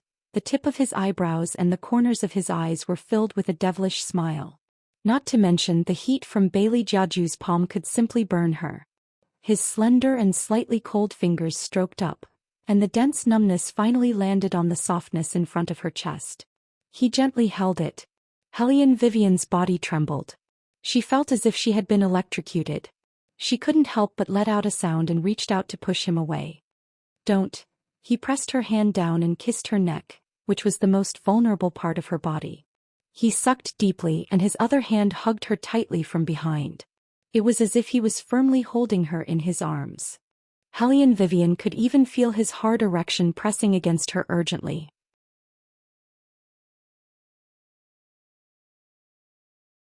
Chapter 637. When Hellion Vivian woke up, it was already noon the next day. Of course, Baligaju was not by her side. There were a lot of things waiting for him to deal with in the palace. She knew that he would not be allowed to stay here. As soon as she got up, she saw Shao-Chi sitting by the bed with a meat bun in his mouth. His little face was full of guilt. "Third sister-in-law." Hellion Vivian smiled and rubbed his head. "What's the matter?" "I asked third brother today why you kept sleeping. He said that it was because I was too naughty yesterday. That's why you got hurt." Shao-Chi sat there with his two short legs crossed. His head was still lowered. "I didn't do it on purpose. I didn't want to turn into a beast. When I got my memory back, I remembered third brother. I wanted to kill all the Imperial guards with torches. I didn't expect to get you involved." Only then did Hellion Wei Wei realize that he had grown a tail. As he spoke, it swung back and forth, looking very adorable. However, His Highness was really good at shirking his responsibility. Was it good to be so shameless? "It has nothing to do with Shao-Chi. It's someone else's business." Hellion Vivian pinched Shao-Chi's face. "You said you got your memory back. Did you remember that you are the sky-swallowing beast?" The little one chewed on the meat bun and said, "Yes, I remember everything. It's just that my magic power hasn't fully recovered. Third brother put a silver ring on my ear. I can only turn into a mythical beast when I fight. Otherwise, I can carry third sister-in-law outside the palace to drink bean curd. Now that third brother doesn't allow me to fight, I'm bored." Hellion Vivian. "So that's why he's worried. Is that brain of yours filled with nothing but eating and fighting?" The little one shook his head. "No, I care about my image very much. Third sister-in-law, look at me. See if I'm more handsome after waking up." Hellion Vivian's mouth twitched. "You're the most handsome in the world. Go to the Imperial kitchen and get me some meat. I'm starving." "There's no need to go to the Imperial kitchen." The little one stood up and his long tail hit the ground. When third brother left, he asked people to prepare a lot of food. He said that you can only eat when you wake up. "So good." Hellion Vivian smiled and hugged her pajamas with both hands. She stood up lazily and stepped on the black blanket barefooted. She stretched out her hand and yawned as she looked at the round sandalwood table. There was a clay pot heating up on the stove. There were pork ribs, potatoes, and vermicelli in it, making it spicy. Sweet potatoes were added as well, making it fragrant. Not to mention there were also lotus roots, vinegar, white jade, 8 treasure duck, spicy beef, Buddha jumps over the wall, and spicy crab. Hellion Vivian was very hungry. Now that she saw these things that she liked, she picked up the bamboo chopsticks and began to eat the pork ribs. She didn't seem to be in a hurry. After all, she had cultivated a good habit since she was young. Even when eating, she was lazy. However, she ate too much. Lil Seven was chewing on a crab leg at the side.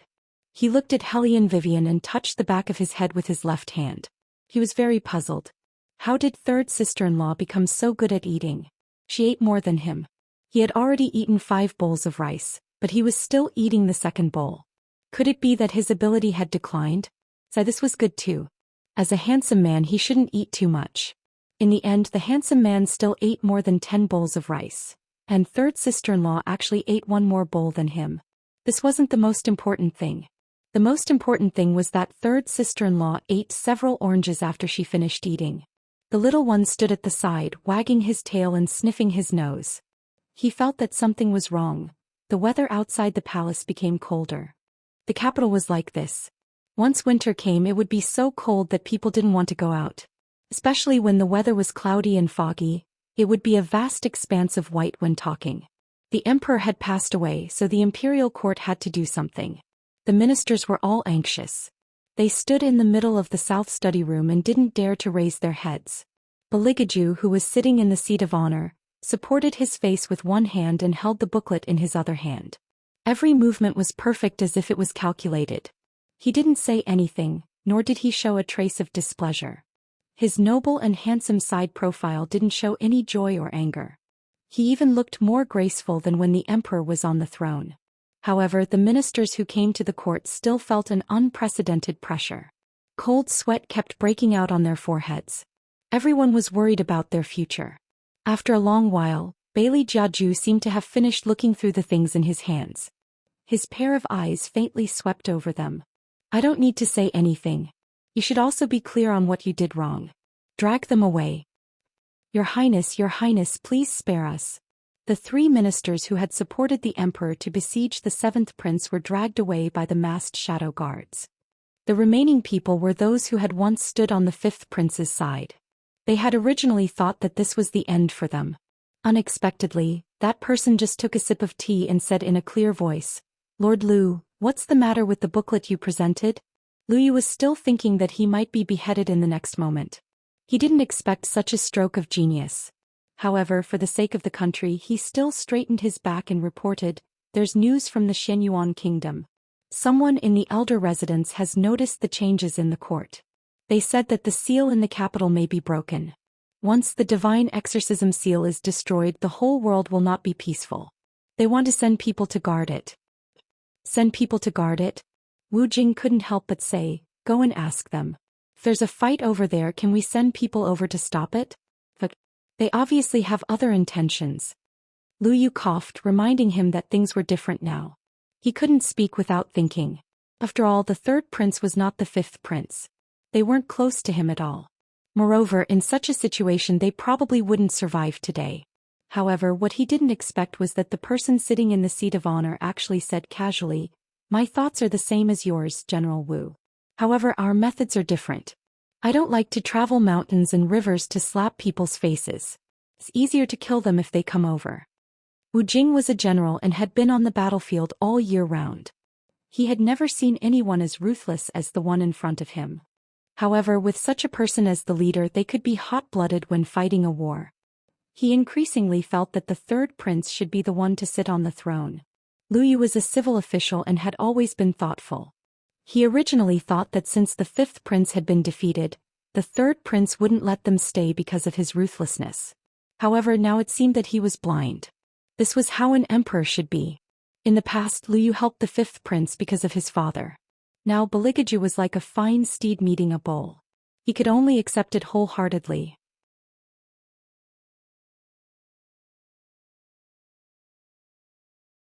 Chapter 638. The people from the Shenyuan kingdom are doing this because they see that our elder compound is empty. They don't have a backbone who knows how to exorcise demons. Outside the hall, Nangong Lai walked in with an evil smile. He held a feather fan in his hand and waved it back and forth. "They're clearly looking down on your abilities, Your Highness." Beligaju crossed his legs and glanced at him. That indifferent gaze was more or less a little bit cold. Nangong Lai straightened his body in an instant, cleared his throat and said in all seriousness, "This subject went to patrol today. There are indeed not many people who know the art of exorcism. The emissary of the Shenyuan kingdom has already arrived within our borders and will enter the capital tomorrow. Although they say they are here to pay their respects, in reality, they are planning to send someone to test our background first." Hearing Nangong Lai's words, Wu Jing couldn't help but feel angry again. The emperor's body hasn't entered its grave yet, and the morning bell was only rung yesterday. It's impossible that the emissaries from the other countries didn't know. Are those people from the Shenyuan kingdom here to bully us? Lu Yu thought carefully for a while and said, "That's probably what they're planning." Lu Yu couldn't help but feel lucky that the 3rd prince was in charge. Less than a day had passed since the emperor's last breath. The 3rd prince had already turned the entire situation around. The Ministry of War and the Ministry of Civil Affairs were all in his hands. His speed was admirable. If it were any other prince in charge, they wouldn't be able to handle the current situation. After all, the foreign enemies were attacking.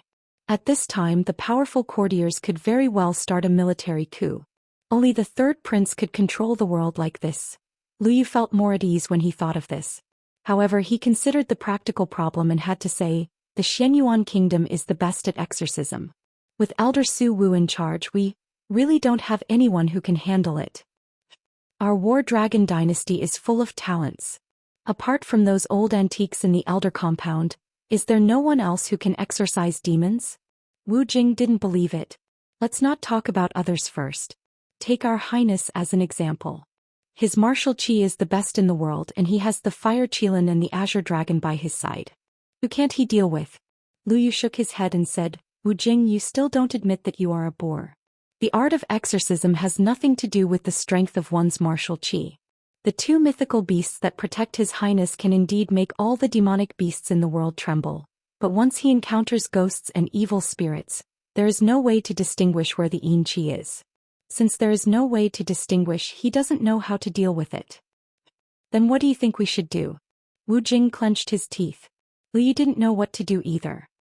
We can only let the yin-yang masters of the Elder Council step in for the time being. I hope someone can do it. Hearing their conversation, the Fire Qilin laughed beside Beligaju's ears and said, Master, don't they know that as long as you show your true face, all ghosts and evil spirits will have to kneel down and beg for mercy in front of you? They weren't there when we surrounded the palace yesterday. This sentence was said by the Azure Dragon. Beligaju's face was still languid and noble. He sat there like a king with one hand supporting the side of his face and the other hand casually resting on his slender legs. On the surface he looked so gentle and harmless. However, if one looked closely, they would realize that there was a cold light in his long and narrow eyes. The envoys from the Xianyuan kingdom had already set their itinerary. They arrived near Shandong that night. The flags were erected and there was an 8 trigrams formation on each side. Compared to the envoys from other kingdoms, the envoys from the Xianyuan kingdom were obviously different. Each of them wore a white robe and carried 2 swords on their backs. One had an ice blade and the other was made of peach wood. They walked with the posture of immortals. They were all young, but they were used to traveling at night. Wherever they were, it was as if the filthy things in the dark had to avoid them. His Highness the Crown Prince, we have arrived at Shandong. We will enter the capital tomorrow. A young man in a white robe flew over from afar and landed beside the group. He leaned against the carriage and said respectfully, the enemy must have received the news and made preparations in advance. A voice came from inside as if it was not a surprise. We have so many people. If the War Dragon dynasty still doesn't notice, then it will be over for them. Yes. The young man lowered his head. Elder Su Wu did not seem to care at all. And Lu, you don't have to worry too much. The War Dragon dynasty doesn't have many exorcists. Now even the elders that I know have been removed by their third prince. On top of that, their emperor has just passed away. The situation in the court is definitely unstable. The War Dragon dynasty is now riddled with holes. They won't have the strength to deal with us. Besides, even if they want to deal with us, they need the strength to do so. Elder Su Wu's words are too full of themselves. That His Highness is famous for his martial prowess. He is not as weak as you say. The voice was soft. It was obvious that it was a woman speaking. Elder Su Wu smiled and stroked his white beard as he said, yes, yes, yes. The princess is right. That His Highness that you have taken a fancy to is definitely not a fish in a pond. Elder. The young girl's face was pink.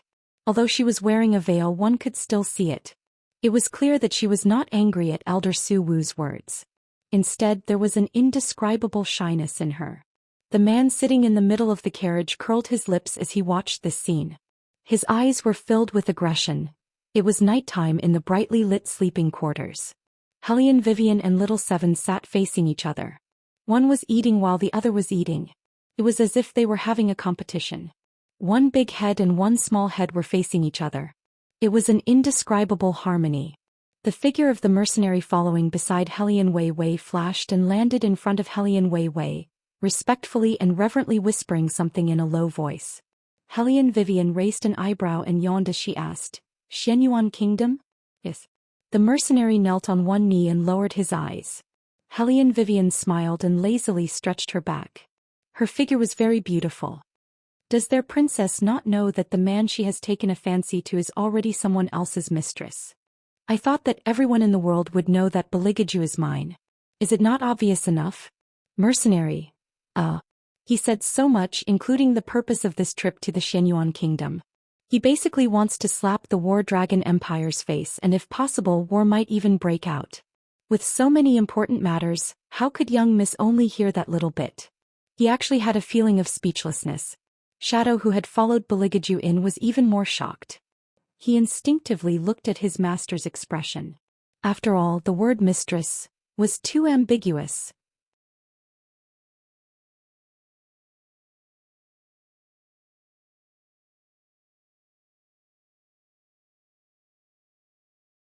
Chapter 639. Bailey Jiaju leisurely stopped where he was and looked at the person lying on the small couch with a smile that was not a smile. Hellion Vivian did not realize that he had come in. She lowered her head and struggled with the orange in her hand. Her voice carried a hint of laziness. 100,000 taels of silver for meeting her, 1,000,000 taels of silver for admiring her, and 10,000,000 taels of silver for sitting down and drinking tea with her. The mercenary did not understand what Hellion Vivian meant. Miss, what is this? The royal family's appearance fee. Hellion Vivian realized that she had finished the orange in her hand and wanted to take another one. Fortunately, someone was smart enough to pass it to her. Hellion Vivian had just taken it when she heard a gasp. She happily peeled the orange and ate another piece before saying, "What's wrong? You think it's too expensive? It's fine. It's a waste not to take advantage of a girl like Princess Shenyuan. Just do as I say, the other party will definitely prepare the money." The little one who was eating with her heard her words and her tiger-like eyes widened. She held half an orange in her mouth and tugged at Hellion Vivian with her little hand. "Little Seven, why do you keep tugging at me?" Hellion Vivian's voice was obviously weaker when she turned around. Bailey Jiaju tossed up the tangerine in his hand.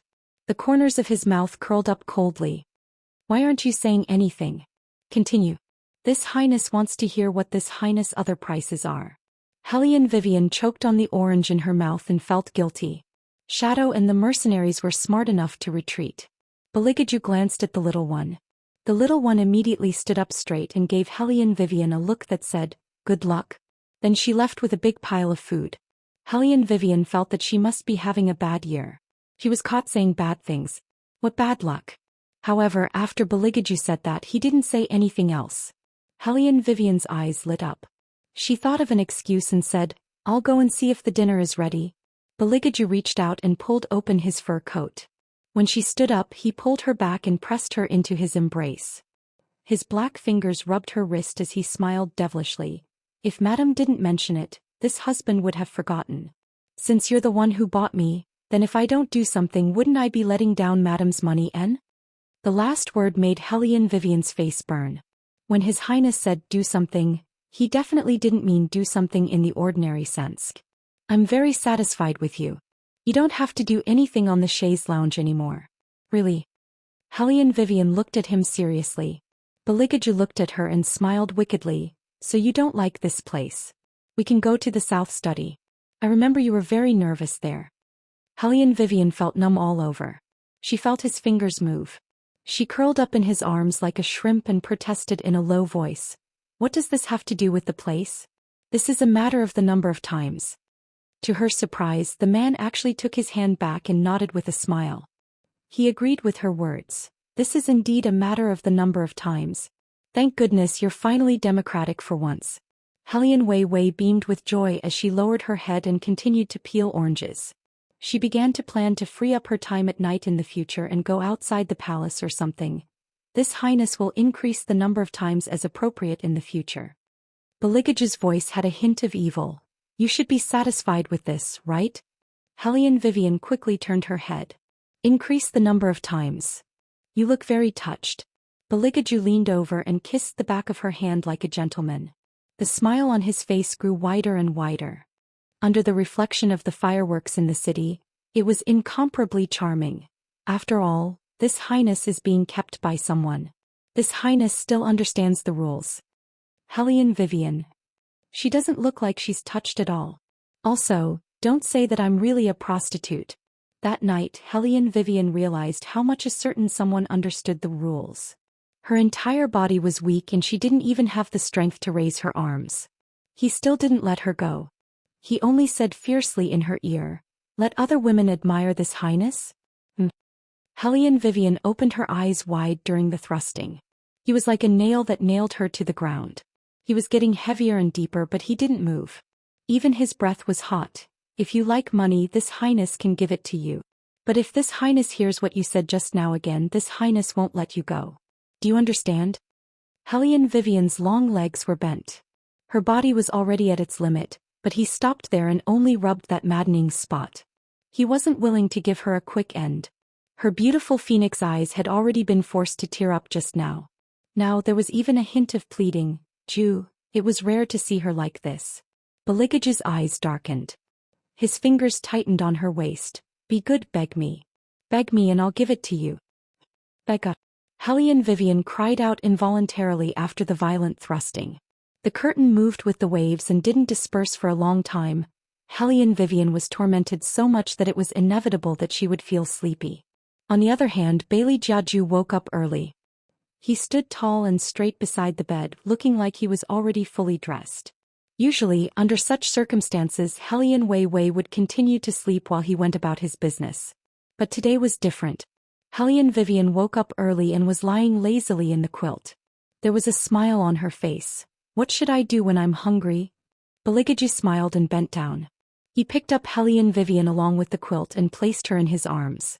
Hellion Vivian looked at the palace servants who came in like flowing clouds.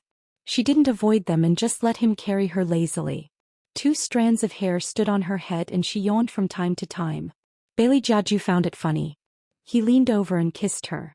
Then he helped her wash her claws and let her rinse her mouth with peppermint water. Then he carried her and moved her directly to the wooden table. Both of them were very good-looking. One was lazy and the other was abstinent and noble. When paired together, people couldn't help but take a second look. However, they had never seen a woman like Hellion Vivian in the palace. Any concubine would be shy and have scruples when they were favored. Unlike the third princess Consort, who had a wicked smile on her face. This made them lower their heads involuntarily. Hellion Vivian turned her head and whispered in Beligaju's ear, "Look, those little palace maids are shy. Don't move." Beligaju never had anyone else in his eyes. Even more so now. He calmly held down the person in his arms who didn't know what was good for her. His magnetic voice was pleasant to hear. "Which one do you want to eat, the bun or the youtiao?"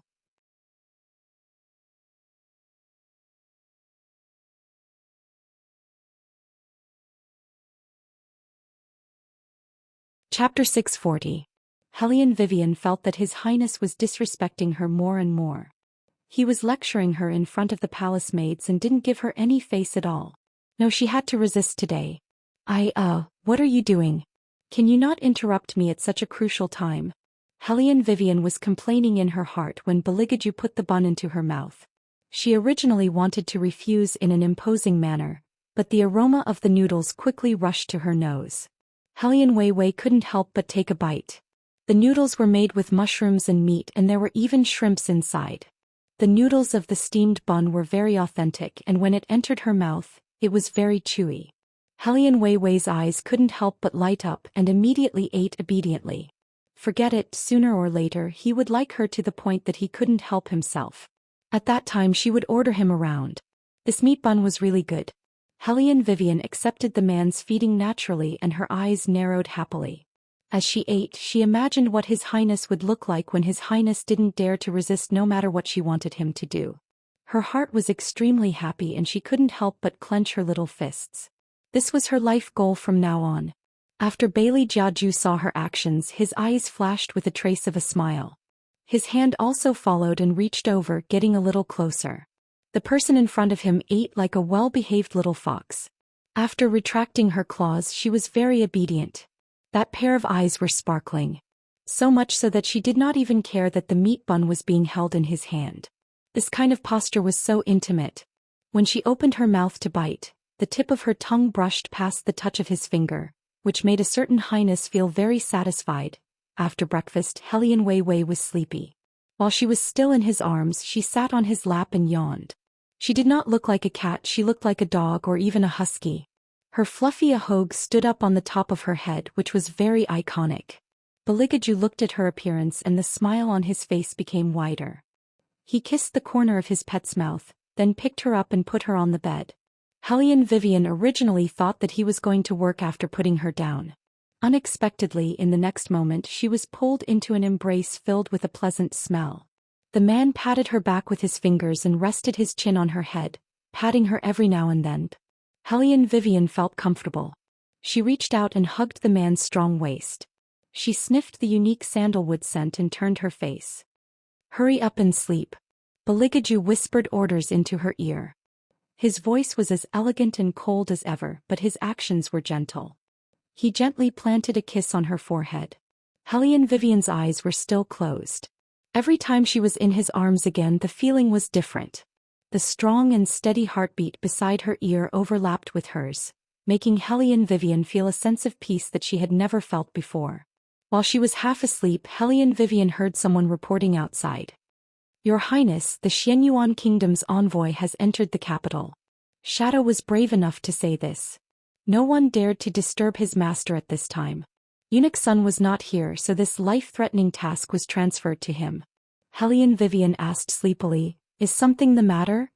Beligaju patted her back again and coaxed her like he was coaxing a child. "Nothing, sleep for a while more." Hellion Vivian raised the 2 strands of hair on her head. She did not understand and her eyes were very heavy. She turned her face to the side and planned to continue sleeping. Beligaju was not satisfied with her escaping from his arms and pulled her back. "Sleep here." Hellion Vivian also liked the 2 of them lying together. It was just that she subconsciously felt that he had something to do, so she turned her face to the side. Now that she was back in the warmest embrace, she closed her eyes and fell asleep. Her breathing was so soft that it was almost like she was blowing bubbles. Shadow could not hear the movements inside and did not dare to continue speaking. He lowered his head and waited outside the room. Bailey Jiaju coaxed her to sleep again before he lifted the curtain embroidered with dragons and phoenixes soaring through the clouds. Draped in a pure black fur cloak, he strolled out and said, "We've entered the capital." Shadow lowered his head. The informants in the capital reported that this time, the Xianyuan Kingdom's crown prince is not the only one accompanying them. Seems like they are planning to do something. This Highness understands. Beligaju's side profile looked indifferent and perfect. According to the customs of the past, since the envoys have entered the capital, we will first collect the tribute and then discuss the matter. Shadow lowered his eyes and replied, "Yes." When the Xianyuan Kingdom's envoy heard the news from the palace, his face was polite, but he couldn't help but sneer in his heart. This third prince still thinks that the War Dragon Empire is the same as before, daring to mention the tribute. When Elder Su Wu heard this, he stroked his beard. "It seems that we have taken Beligaju, who possesses the world's #1 martial chi, too seriously. He can fight wars, but he doesn't understand the friendly relations between nations at all. When he enters the palace tonight, he will know how foolish he is to mention the tribute." If Little Seven had heard this, she would definitely roll her eyes at Elder Su Wu. Why would Master need to be friendly? There was no such thing as neighboring countries or not, only subordinate countries. If they were disobedient, he would beat them to death. This was the way his third brother had taught him since he was young. That night it was snowing heavily in the capital. The branches were covered with beautiful white flowers, and the sky was a vast expanse of white. When some of the more conservative ministers heard that the royal family had mentioned the tribute, they were very nervous, but they didn't dare to ask directly. Not only were they anxious, but when they saw the Xianyuan Kingdom's envoy, they were even more polite. Xiong watched from the side and snorted heavily. He had to say His Highness had done this very well. Regardless of the current state of the imperial court, they couldn't allow others to bully them. In the sleeping quarters, the palace servants carried things and walked back and forth in an orderly manner. Although they were busy, there wasn't the slightest bit of chaos. They were all dressed up for Hellion Vivian. The Princess Consort is so beautiful. When the little palace maid said this, she was sincere. Looking at the person in the mirror who could take away one's soul with just a smile, she couldn't help but sigh. Her skin was white and delicate, and even carried a fragrance. Other than her looks, she had a languid temperament that no one could learn. When the Princess Consort looked at them again, she would always have a mischievous smile on her face. Her beautiful phoenix eyes were raised, making people's hearts beat faster. The little palace maid didn't know that in the past, Hellion Vivian had worn men's clothing in the modern world. She was a living example of a military tycoon, proficient in all the 18 tricks to pick up girls. Otherwise,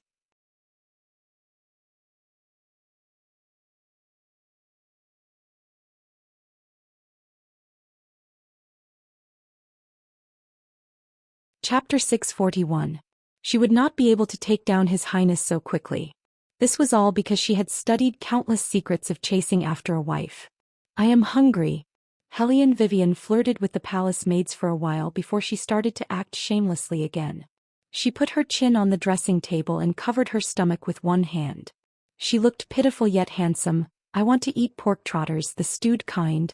The palace maid was only one eyebrow away from drawing Hellion Vivian's eyebrows.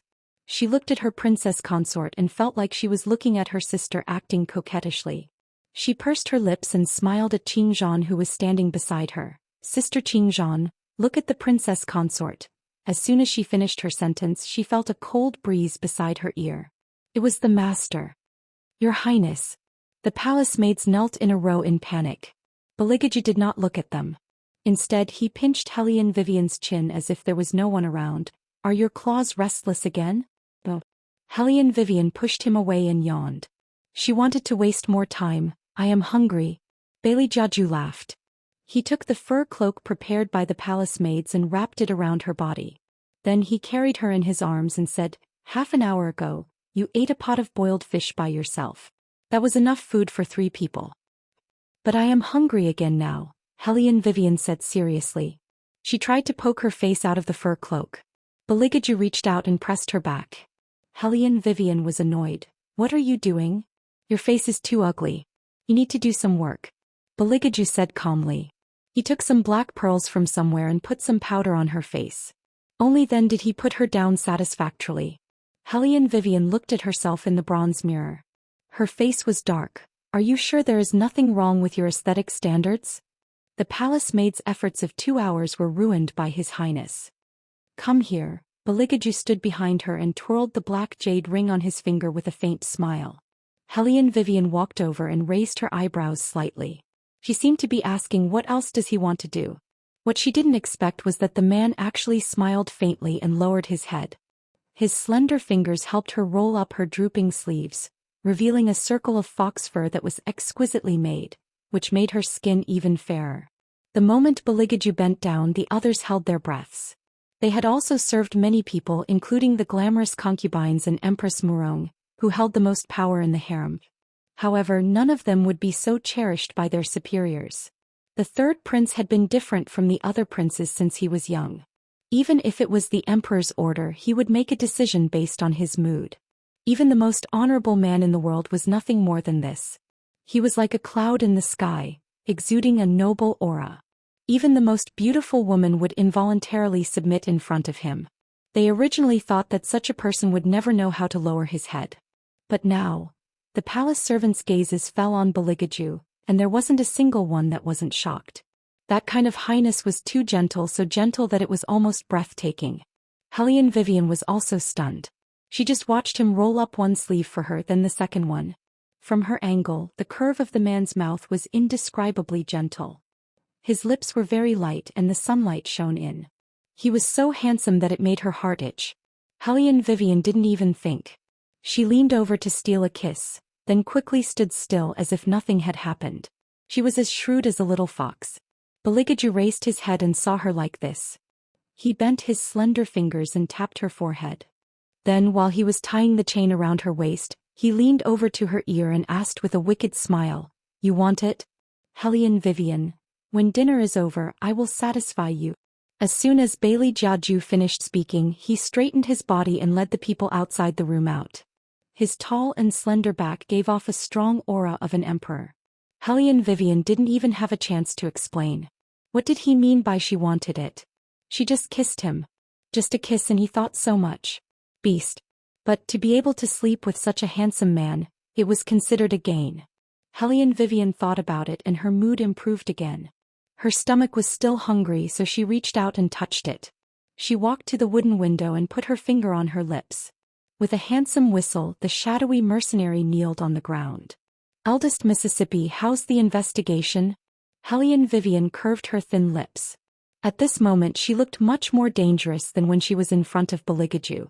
The mercenary lowered his head and thought that their eldest miss had probably given all her good intentions to the royal family and put all her bad intentions on others.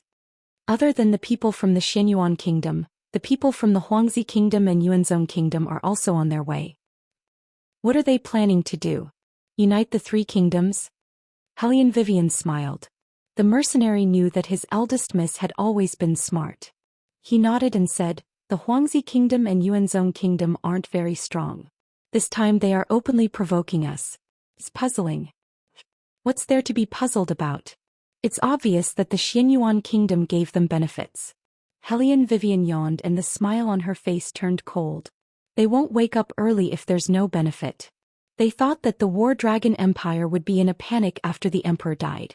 They want to take advantage of this situation to get a share of the soup. That's why they are coming to the capital together. After hearing this, the mercenary's heart sank. That's bad. This time they are using the divine exorcism seal in the capital as an excuse. They are saying that there's a loophole in the seal here and that they need to send people to guard the city. They're dreaming. Hellion Vivian laughed coldly. The royal family won't agree. The mercenary grunted in agreement. It's because the royal family won't agree that the people from the Xianyuan kingdom called the people from the other two kingdoms over. I don't know what they want to do. We'll deal with whatever comes our way. Why should we care about them? Hellion Vivian pressed her left hand on her neck and moved it back and forth. There was an indescribable evil in her voice. Since they came to my War Dragon Empire, we have to make them leave something behind before letting them go. Otherwise I'll lose face as a military tycoon. Mercenary. You can just say that you want to steal money, that's enough. Miss, we really don't lack money.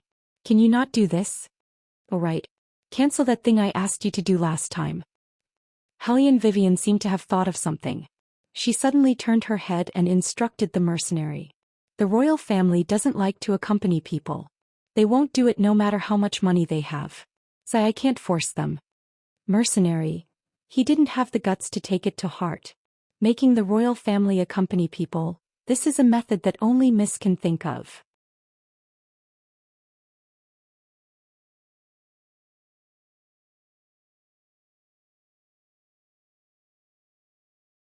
Chapter 642. Since we can't make a deal, let's make that Princess Xianyuan give up. Hellion Vivian looked at her wrist slowly, and a bloodthirsty smile appeared on her thin lips. Tell her who Beligaju belongs to. Yes. The mercenary said faintly and looked up at the sky. You've been planning to do this from the start. The appearance fee is all a lie. You just don't allow anyone to peek at the royal family. Hellion Vivian admitted this point. She thought about it carefully. The soul fragment that she risked her life to get back through time and space was hers alone.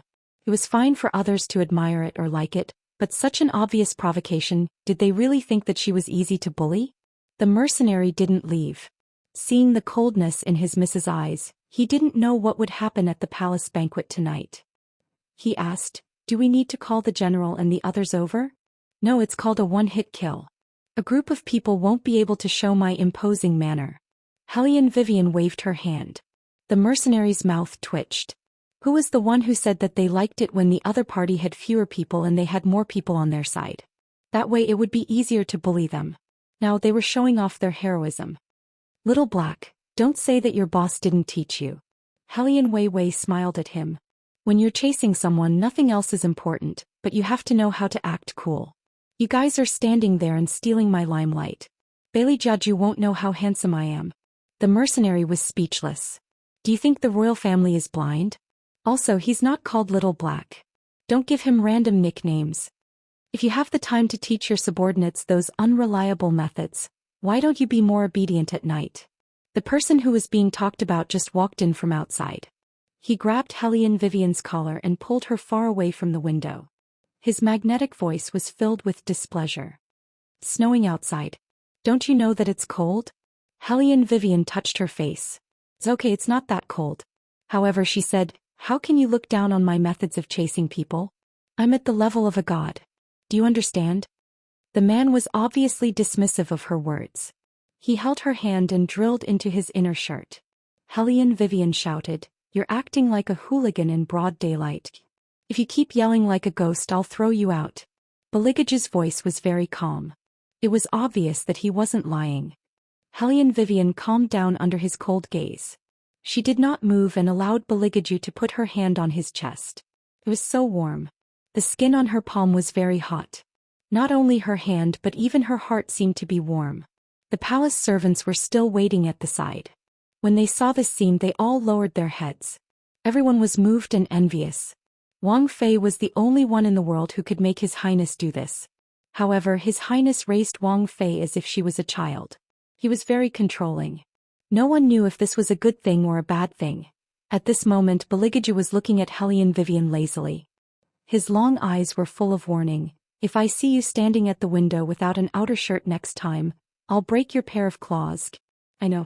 I'm just going to discuss something with Xiao He. Hellion Vivian defended herself. She was about to retract her hand. Don't let it get cold. Don't you have a hand warmer? Hearing this, Qing Zhan immediately placed the heater beside the two of them. Beligaju did not take it. Instead, he held Hellion Vivian's wrist as usual. When her pair of claws were not cold, he took it over and ordered the people waiting outside, "Go and prepare the banquet." Yes. They replied in unison, and there was an echo in their voices. The snow on the trees fell and hit the golden roof.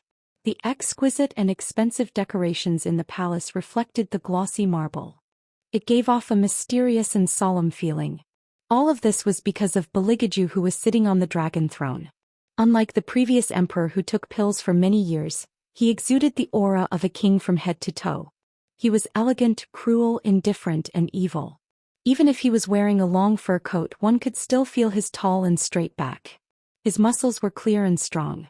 The pure and resolute aura of an ancient aristocrat was expressed on his body.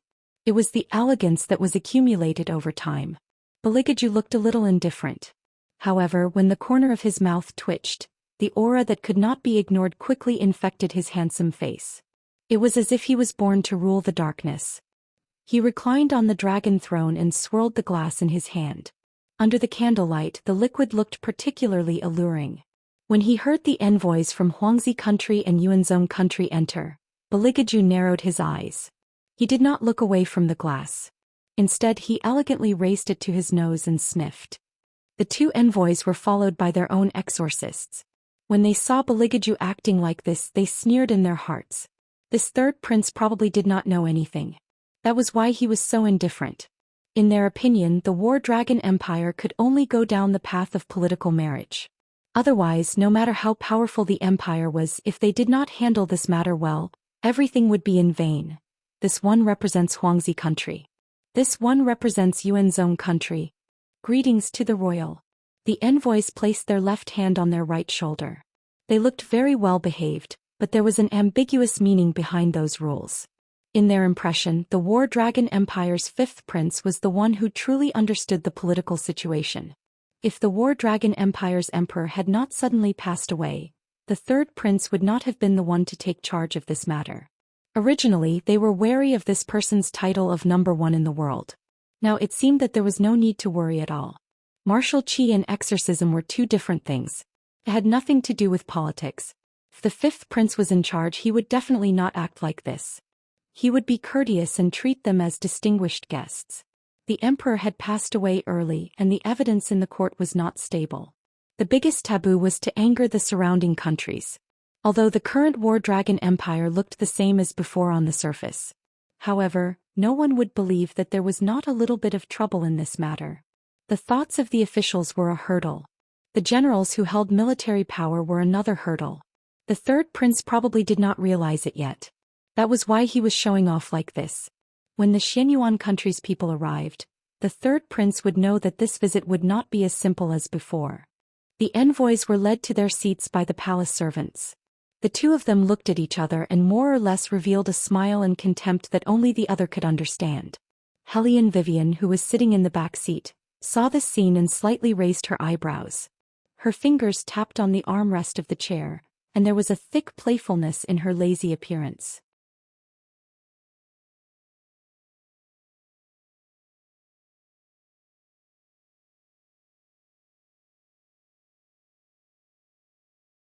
Chapter 643. When the old officials of the conservative faction saw His Highness like this, they were anxious. They wanted to talk to the two emissaries so that they wouldn't be dissatisfied. They raised their cups and said, "Sirs, you must be tired from the long journey. You must be tired, right? Are you tired or not? It's just that the capital city is not as lively as the rumors say. When we entered the city there weren't many hawkers." The envoy said with a smile. He was implying that the War Dragon Empire's national power was not as strong as the rumors said. How could the old ministers not understand the underlying meaning? They were afraid that they would hurt the harmony if they rebutted him, so they pretended not to understand and smiled. Beligaju did not have any expression on his face. He only smiled and drank a mouthful of wine in his cup, then glanced in the direction of the minister. For some reason the minister shuddered. Since Lord Gu can't answer the question, Beligaju played with the white jade porcelain cup in his hand and said faintly, "Then there's no need to attend the banquet. Take him away." The last 3 words made the atmosphere in the hall extremely cold. The 2 envoys were stunned as well. For a moment they forgot what they were supposed to say. The minister with the surname Gu did not know what he did wrong. The shadow guards rushed up and took off the plume on his head. Your Highness, Your Highness." Listening to the noise beside her ear, Wei Wei wasn't the least bit surprised that this would be the result. The emissary didn't come with good intentions, yet this one surnamed Gu still rushed up to curry favor. This was simply losing face for the War Dragon Empire. A certain highness would definitely want this person's life without a doubt. Beligaju did not have any expression. He still had a faint smile on his face as if he was not the one who wanted to kill someone. The 2 envoys felt their scalps stiffen. Why was the 3rd prince so strange? The exorcists sitting beside them did not see the undercurrent and continued to smile. Could it be that the capital city is so bleak because of the seal? Plus, there is no way to solve it. Lu Yu felt that the direction of the conversation was getting more and more out of hand. He was so angry that his face turned green. It was all that guy's fault. He made them lose the initiative and forced the other party to such an extent. The 2 emissaries also laughed and were about to speak. "Little Seven, tell them why there are so few people on the streets of the capital." The ministers heard the noise and looked up. They saw Hellion Vivian supporting her face with one hand and smiling lazily. Her eyes were deep. The little one held a meat bun in his hand as if he did not care about this question at all. "It's getting cold. Who would still be wandering outside? Everyone is doing business in the tea house. Why can't these people understand such a simple principle? What a waste of time." Hearing this, Hellion Wei Wei immediately assumed the posture of a judge. "Little Seven, how many times have I taught you? Don't look down on others just because their country is small and they don't know much. We need to be broad-minded." "I'm very handsome and very broad." Little Seven nodded obediently. "I don't laugh at them." The 2 emissaries, saying that their country was small and inexperienced, was considered broad-minded. Wasn't this scolding them in a roundabout way? And he said that he was not laughing at them. The exorcists were so angry that they were about to stand up. The 2 emissaries stopped them and said in a deep voice, "Don't be rash. Are we just going to let them say whatever they want?" The exorcists had never been treated like this before. Their faces were full of anger. Hellion Vivian looked at them from above and smiled gently. "What's wrong with the 2 emissaries? Why are you standing up?" The emissaries gritted their teeth. They thought to themselves, "What's wrong with us? Don't you know? Where did this woman come from? Why is she so infuriating? Is there something wrong with what Little Seven said just now?" Hellion Wei Wei picked up the teacup in her hand, her voice somewhat absent-minded. "He's still young, innocent and childish. With the tolerance of the 2 countries he shouldn't bicker with a child, right?" "Oh, they would." The Huangzi nation's emissary gritted his teeth as he uttered those words. The exorcists were still unwilling to give up. The emissary whispered in their ears, "Are you really going to argue with a child? Didn't you hear the word tolerance? If this continues, we'll be the ones losing face." The exorcists clenched their fists and could only sit down with sullen expressions. The 2 emissaries were also a little upset. They had wanted to use this opportunity to provoke the other party, but they did not expect that they would be the ones to be humiliated in the end. However, what they did not expect was that this was not the end of it. Hellion Vivian looked at one of the exorcists. "Didn't you glare at our Little Seven just now?" The exorcists ignored her and snorted coldly. Hellion Vivian smiled slowly and said coldly, apologized. What did you say? Before the exorcist could say anything, Hellion Vivian interrupted him. Lord Wang, this exorcist is a citizen of Huangzi country. Did your country not teach him how to behave in front of people? Little Seven is the 7th prince of the War Dragon dynasty. His status is far above his, yet he is so arrogant. Such an unruly person will only end up in the War Dragon dynasty, and that is death. Hellion Wei Wei said the last word with a smile on her face. The Huangzi country emissary froze. The exorcists were so angry that their eyes were about to spit fire. Hellion Vivian continued in an indifferent tone. Of course, different countries have different rules. Visitors are guests. I don't know how your country teaches people, but at the very least, our War Dragon dynasty will not bully children. The emissary opened his mouth. Huangzi country will not. Our little Seven has always been timid. He can't stand being scared. Hellion Vivian did not listen to what he had to say. She glanced at the little one after she finished speaking. The little one immediately lowered his head and rubbed his tiger eyes with his small hands.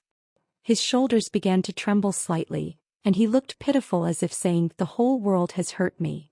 The exorcists widened their eyes. Just now this child did not look scared at all. Why did he change his expression so quickly? Sigh, look at how scared the child is. Hellion Vivian sighed deeply and hugged the little one. Little Seven, don't cry. Lord Wang knows what to do. The emissary's expression could no longer be described with words. The muscles on his jaw twitched violently. He clenched his fists and growled, "Pulu. Apologize to the 7th prince."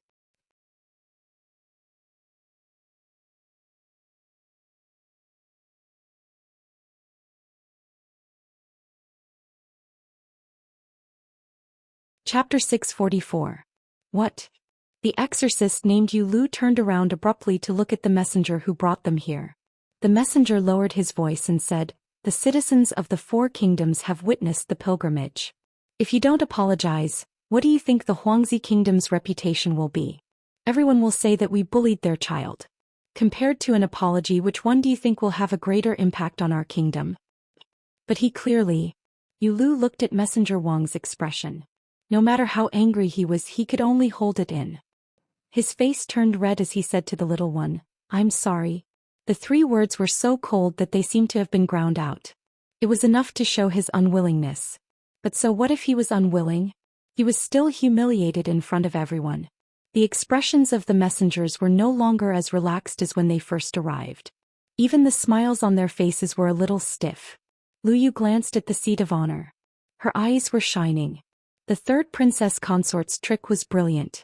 Beligaju was also looking at Hellion Vivian. However, there was a hint of mockery at the corner of his mouth, as if he was saying, aren't you shameless? Hellion Vivian understood and replied softly, I learned this from you. Besides, they were the ones who were shameless and bullied our little 7th prince first. Yes, they bullied me. The little one nodded happily. Shadow was very conflicted as he watched from the side. He had been in the palace for so many years, but he had never seen anyone really bully the 7th prince. It was already good enough that he didn't go and beat up others. Also, what cowardice. Was that really the 7th prince who would cause trouble wherever he went? He needed to digest the news that he had just heard. Of course, the messengers would not give up just like that. Since they had suffered a verbal setback, they would definitely seek revenge elsewhere. Let them be smug for a while. Once the people from the Xianyuan kingdom arrive, they will not be able to laugh anymore. By then we will have the final say. While holding a cup, Lord Wang whispered into the angry Yu Lu's ear, there are not many people in the War Dragon Empire who know the art of yin and yang. Teaching them a lesson is like playing a game. Yu Lu gulped down a mouthful of wine and put down the cup. A sinister look flashed across his eyes. After persuading him, the emissary stood up and said politely, Royal family, Huangzi country has always stood aloof from worldly affairs and has always served the people wholeheartedly. Now that we have heard that the seal in the capital is in danger, we have rushed here overnight, hoping to save the people from this calamity. I wonder if the royal family will give us this opportunity? Hearing this, Beligaju's ink-black eyes flashed with a strange vastness as if he was pondering. Then he crossed his arms and supported his chin. The corners of his mouth slowly curled into an ice-cold smile. Lord Wang, how do you want me to give you this opportunity? Of course our country will contribute. We will send the most elite exorcists and escort cavalry to be stationed near the capital. Seeing that he had taken the bait, the emissary said passionately, "Royal family, there is no need to be so courteous. This is a special situation and the four countries should join forces to deal with it." Beligaju listened to the emissary's words and twirled the ring on his finger. He smiled evilly. "Lord Wang, if something happens to Huangzi country I can lead the troops directly to attack. After all, it is just to help. I heard that the fourth prince of Huangzi country has recently taken a liking to kidnapping women. And go to the military field and gather the troops. We will set off tomorrow to help the emperor discipline his son. What do you think of this idea?" The emissary's face changed color back and forth. His fingers trembled, but he couldn't refute a single word. Other than the other party's eloquence, the other party's eyes were too cold. Looking at the man like that, the emissary felt as if he had fallen into hell. Everywhere was cold. At this moment, a clear and magnetic voice suddenly came from outside the hall. "This idea is indeed inappropriate." Hearing this, everyone turned to look in the direction of the voice. A man in a green shirt and a white robe walked into the hall. Behind him was a row of people. Other than the emissary, there was also a man dressed like an elder. The man had a sharp face. His long black hair was draped over his fur coat, and he wore a white jade earring in his ear. He had a tall nose bridge and thin lips. His aura was luxurious. Especially his eyes, which were as dark as the deep sea and carried a strong sense of bewitchment. He walked to the center of the hall with a smile that was neither light nor heavy on his face. However, compared to personal gain, saving the people from water and fire is the attitude that a leader should have. We can think of other ways, but the most important thing is how to solve the current problem in the capital. It's the Crown Prince of Xianyuan Kingdom, Zongjing Wenren. Someone couldn't help but exclaim after seeing the man. It was obvious that everyone gasped when they heard the name Zongjing Wenren. Even Hellion Vivian didn't raise her head to look at the man standing in the center. Zongjing Wenren, a famous handsome man, was the designated successor of the Xianyuan Kingdom. He had attained the gold-level martial chi long ago. It was said that he was as strong as Beligaju. Compared to Beligaju's indifferent and low-key personality, Zongjing Wenren had always been in charge of his own country. He had been the crown prince for a long time. Not only was he skilled in martial chi, but he was also the best at governing a country. Most importantly, he was also an exorcist. Zongjing Wenren smiled gently and turned his head. He continued, "Elder, tell me about your thoughts on our journey to the War Dragon Dynasty. Resentful spirits are haunting the road and the livestock are restless." Elder Su Wu stroked his beard. "The chi in the capital city has reached its limit. If there are no exorcists to help, the seal will be completely destroyed in less than a month. When that time comes, demons will run amok and the human world will cease to exist. Royal, for the sake of the world, the Xianyuan Kingdom will not back down. I'm sure the other two neighboring countries will do the same." Ambassador Wang immediately agreed, "That's right. The matter of the seal is imminent. We must act immediately." Elder Su Wu smiled and said, "If the royal is worried about a rebellion, there is a solution. As long as the two families become in-laws, everything will be solved." Beligaju didn't say anything. He just turned his head and rested his chin on his hand. He looked at Hellion Vivian and smiled. Her beautiful face was a little seductive. He mainly wanted to see the expression on his pet's face. To his disappointment, the little fox was very calm. Hellion Vivian's face was expressionless, but her eyes were cold. The little seventh prince sensed the atmosphere around him. He took a valiant step forward and began to rub his fists. He thought to himself, if third sister-in-law can't hold it in and beats him up, he would rush over and secretly give him a kick.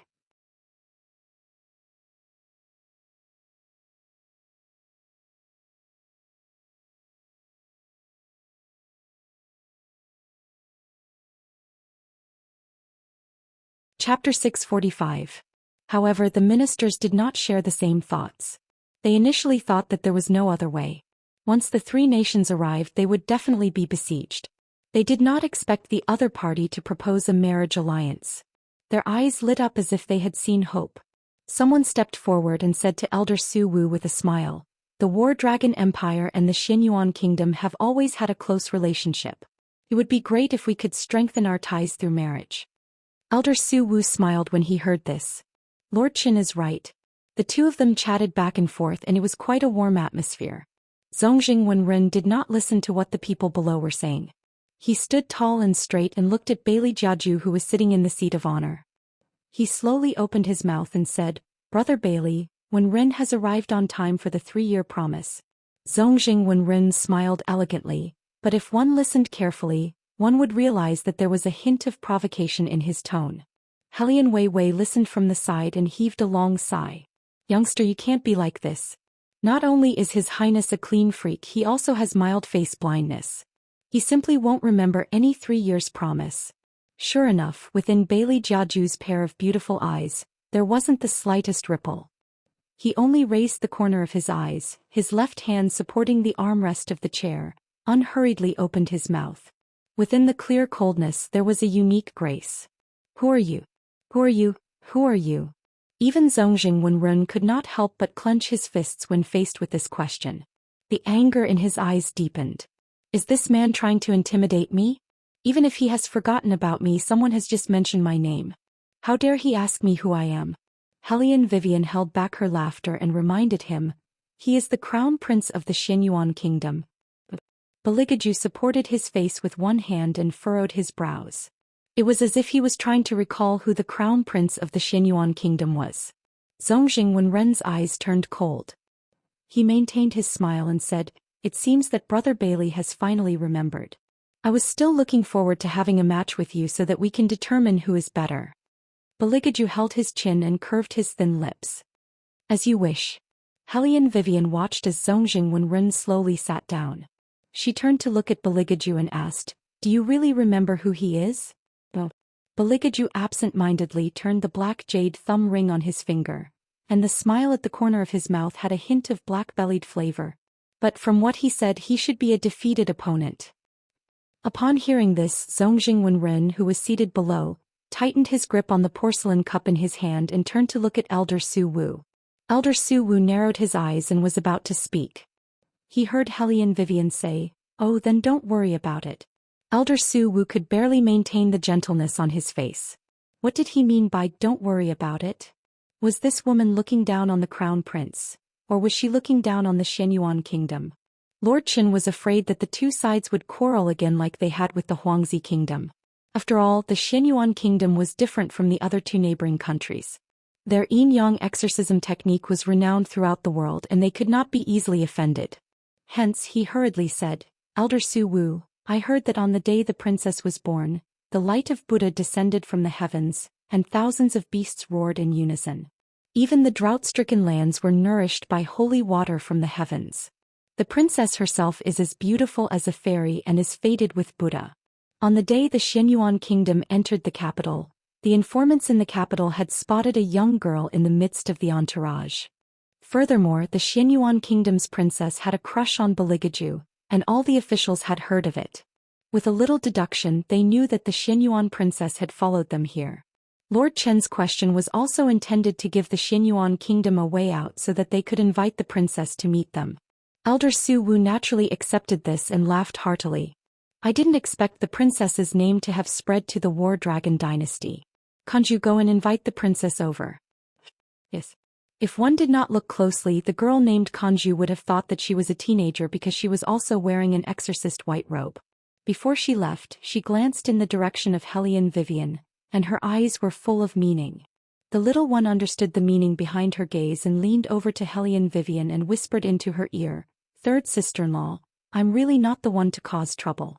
That woman just now was looking down on you on behalf of her princess.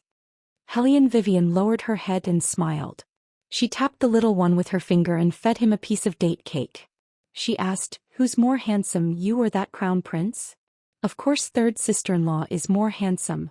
The little one held the date cake in his mouth and said firmly, No one dares to court death in front of third brother. Third sister-in-law, you're the first. The corners of Helian Vivian's mouth twitched. Was this still considered a compliment? The little one stopped talking when he saw the jujube cake. He squatted beside Helian Weiwei's feet obediently with a pair of tiger-like eyes. He looked down and took a bite of the jujube cake. He was so adorable. Helian Vivian hugged him but he did not get up. She said that squatting like this was domineering. As an ancient divine beast he had to squat like this. Elder Su-woo watched this scene and laughed coldly in his heart. He wondered how such a stupid third princess consort had managed to marry Beligaju. He said to Lord Chen, who was in the same camp as them, "The third princess consort is really naive." Lord Chen did not respond. He knew what Elder Su-woo was talking about. The third princess consort was obviously rude to a foreign envoy. If it had been in the past he would have agreed with Elder Su-woo. But now, after witnessing how terrifying that woman's combat skills were, he did not dare to say anything. However, this time he could start from another angle. He had received benefits from the Xianyuan kingdom and had said what he should say. He had kept the things that he should not say to himself. He would not meddle in the rest and would only help from the sidelines. He should not be too obvious. Lord Chen was deep in thought when he looked up and was met with a pair of eyes that made his scalp tingle.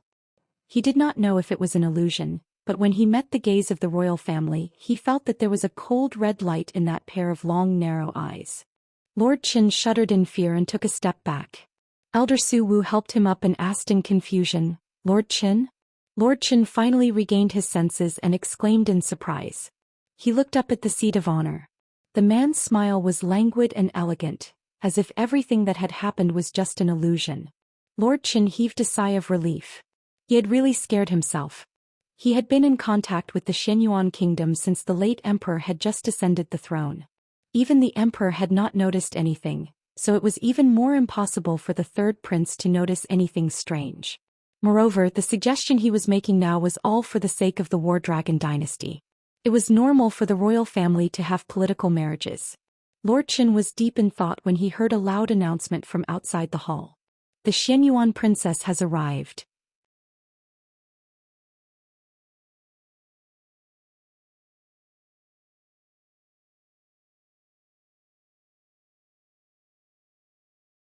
Chapter 646.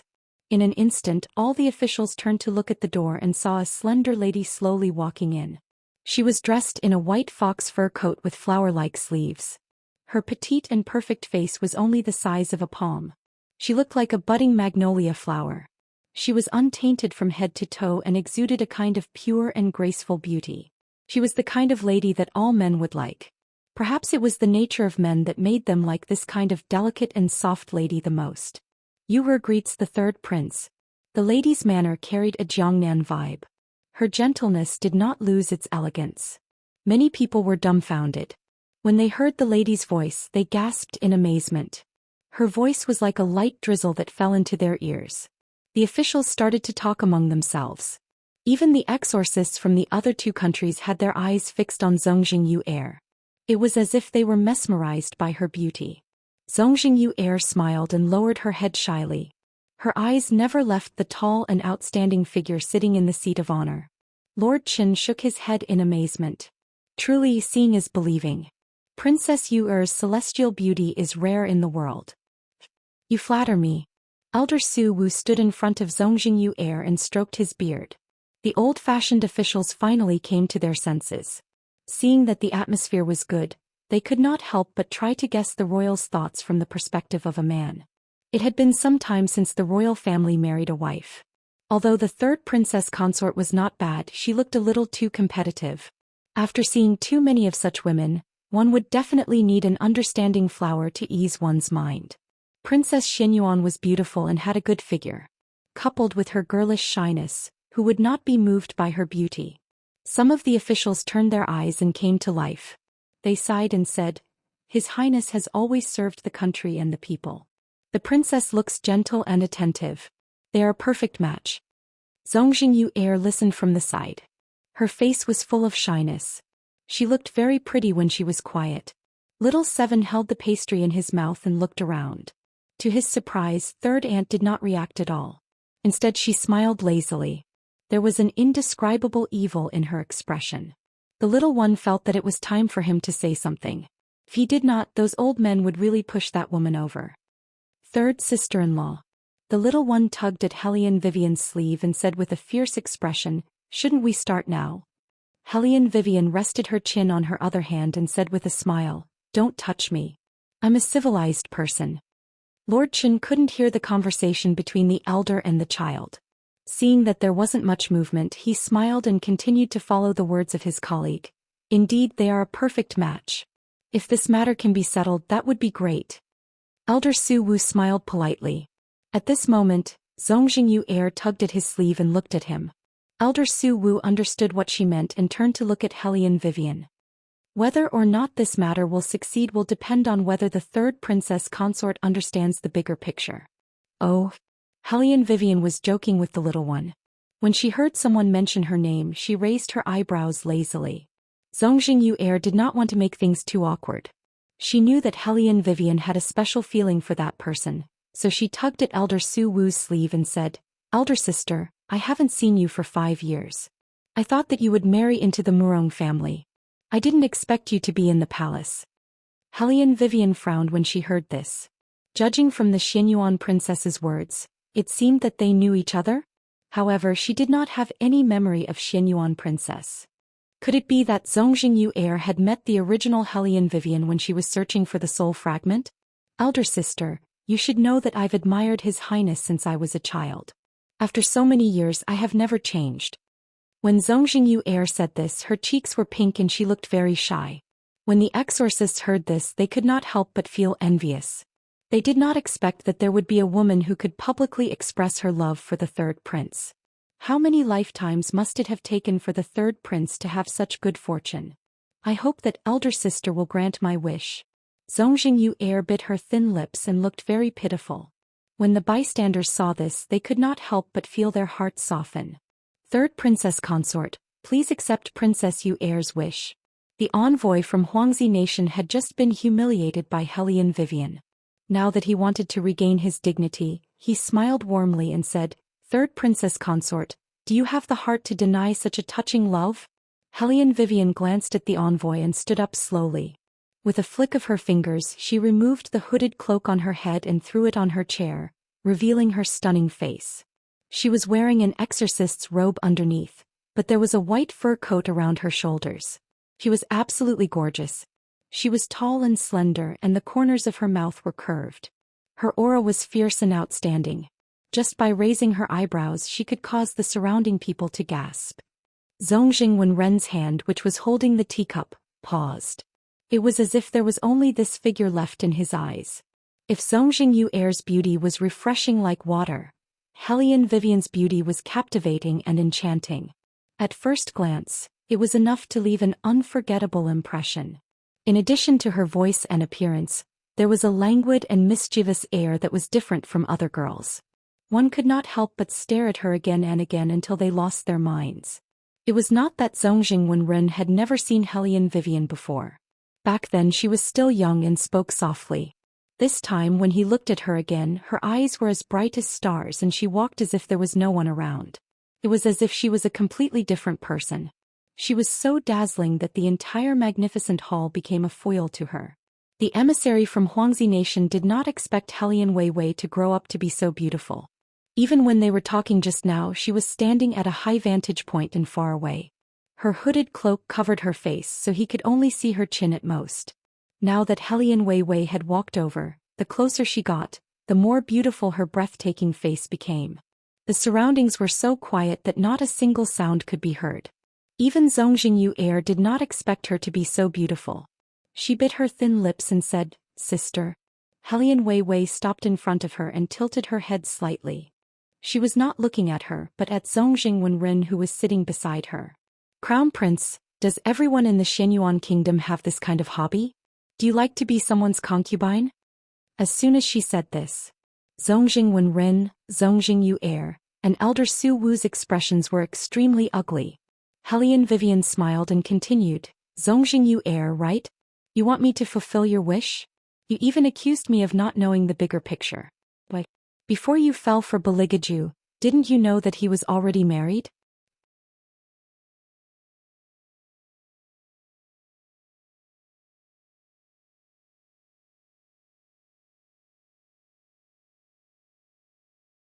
Chapter 647. Zongjingyu Air was not afraid of her saying that. She was already prepared for this. With reddened eyes, she immediately straightened her back and refused to back down. "I like him. Even if he has you, I can still accept it." For him I'm willing to do anything. Hearing this, everyone present was moved by the girl's deep feelings. It was indeed a lot for a princess to lower herself to such a level. Moreover, Zongjing Yuer's eyes were already welling up with tears. Many men were touched and softened. Hellion Vivian glanced at the crowd and knew what they were thinking. She smiled coldly and said, "You want to talk about feelings with me? Among all the feelings in the world, there are those who are willing to sacrifice themselves to save others. There are those who are willing to spend thousands of years with a single glance. There are also those who are willing to sacrifice themselves to put out the fire. However, none of these feelings are destructive or intrusive. Zongjing Yuer, since your brother won't teach you, let me, an outsider, teach you. What you did was not love. You did it because you wanted to establish a chastity.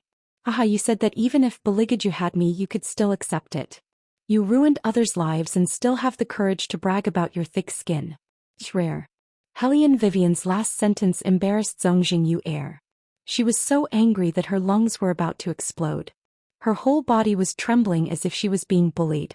The exorcists of the Xianyuan dynasty immediately stood up and shouted, "Third Princess Consort, don't go too far." Hellion Vivian smiled faintly and said, "Why? You're embarrassing yourself and you won't let others talk about it?"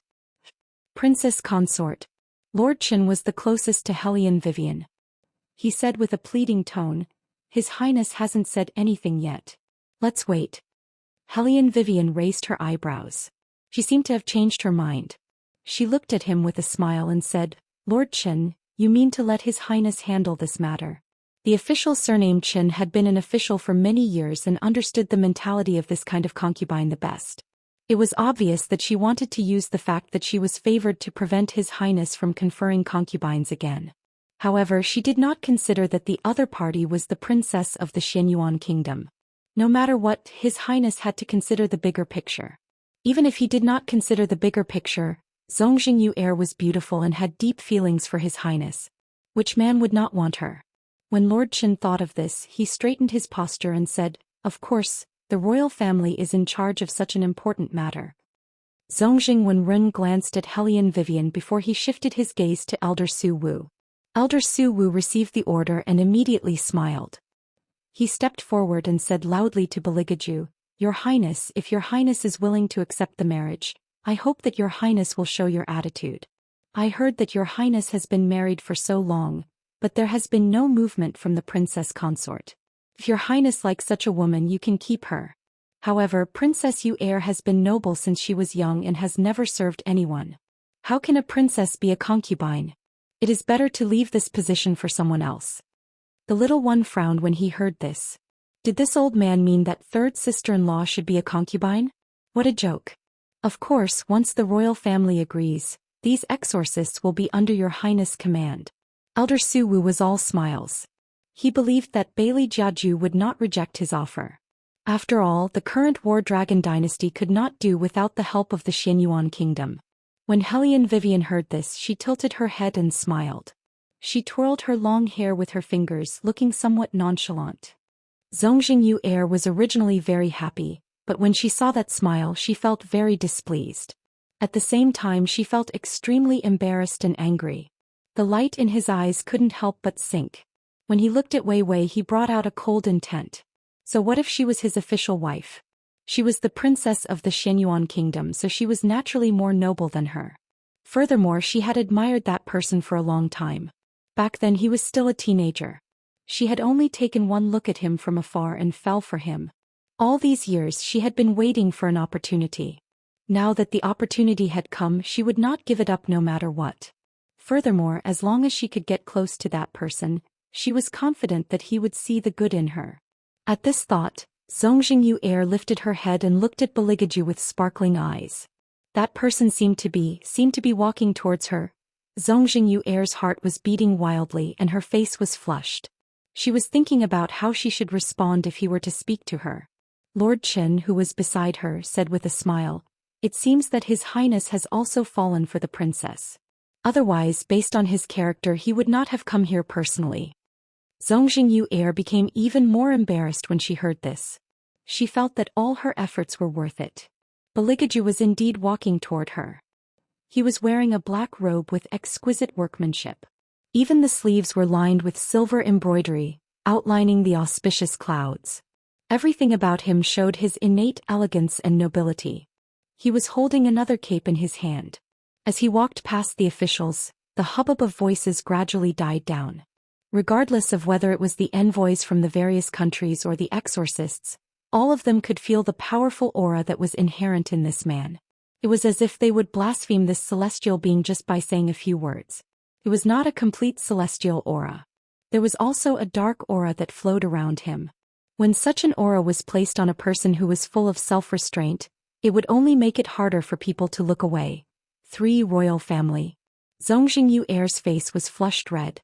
Her voice was as sweet as melted candy. She raised her eyes and was about to meet Beligaju's eyes. There was a cracking sound. It was as if something had broken beside her ear. Then there was a strong smell of blood. Lord Qin cried out in pain.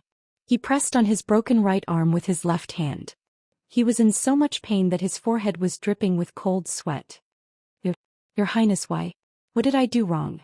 Why are you treating a loyal subject of the imperial court like this? Beligaju smiled. The wind blew at his long robe. It was a black cape with a raised collar made of silver fox fur. It complemented his handsome face and made him look even colder and more noble. He was like a noble who had been awakened from the darkness. His every move was filled with innate elegance, even if he did not look very approachable. A loyal subject of the imperial court? Do you think that I do not know that you accepted 1,000,000 taels of silver from the Xinyuan kingdom's envoy yesterday? What? Who would have thought that Lord Qin would? The officials started whispering to each other. Lord Qin was so frightened by his words that his face turned pale. Your Highness, please listen to my explanation, Your Highness. Yet Bailey Jiaju only took the white handkerchief and wiped the bloodstains on his fingers. He smiled devilishly and gracefully. You don't need to explain.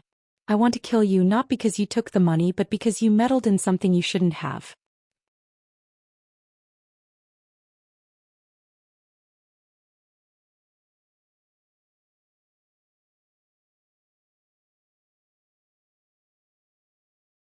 Chapter 648. Swoosh. The white handkerchief was like a sharp knife that cut through his neck. Lord Chen's eyes widened in shock. Blood trickled down his hand. Lord Qin only touched it for a moment before he fell backward. His whole body was convulsing and his throat was gurgling. Then he tilted his head and stopped breathing. The shadow guards moved quickly. The moment Lord Qin fell, they dragged him away and cleaned up the bloodstains.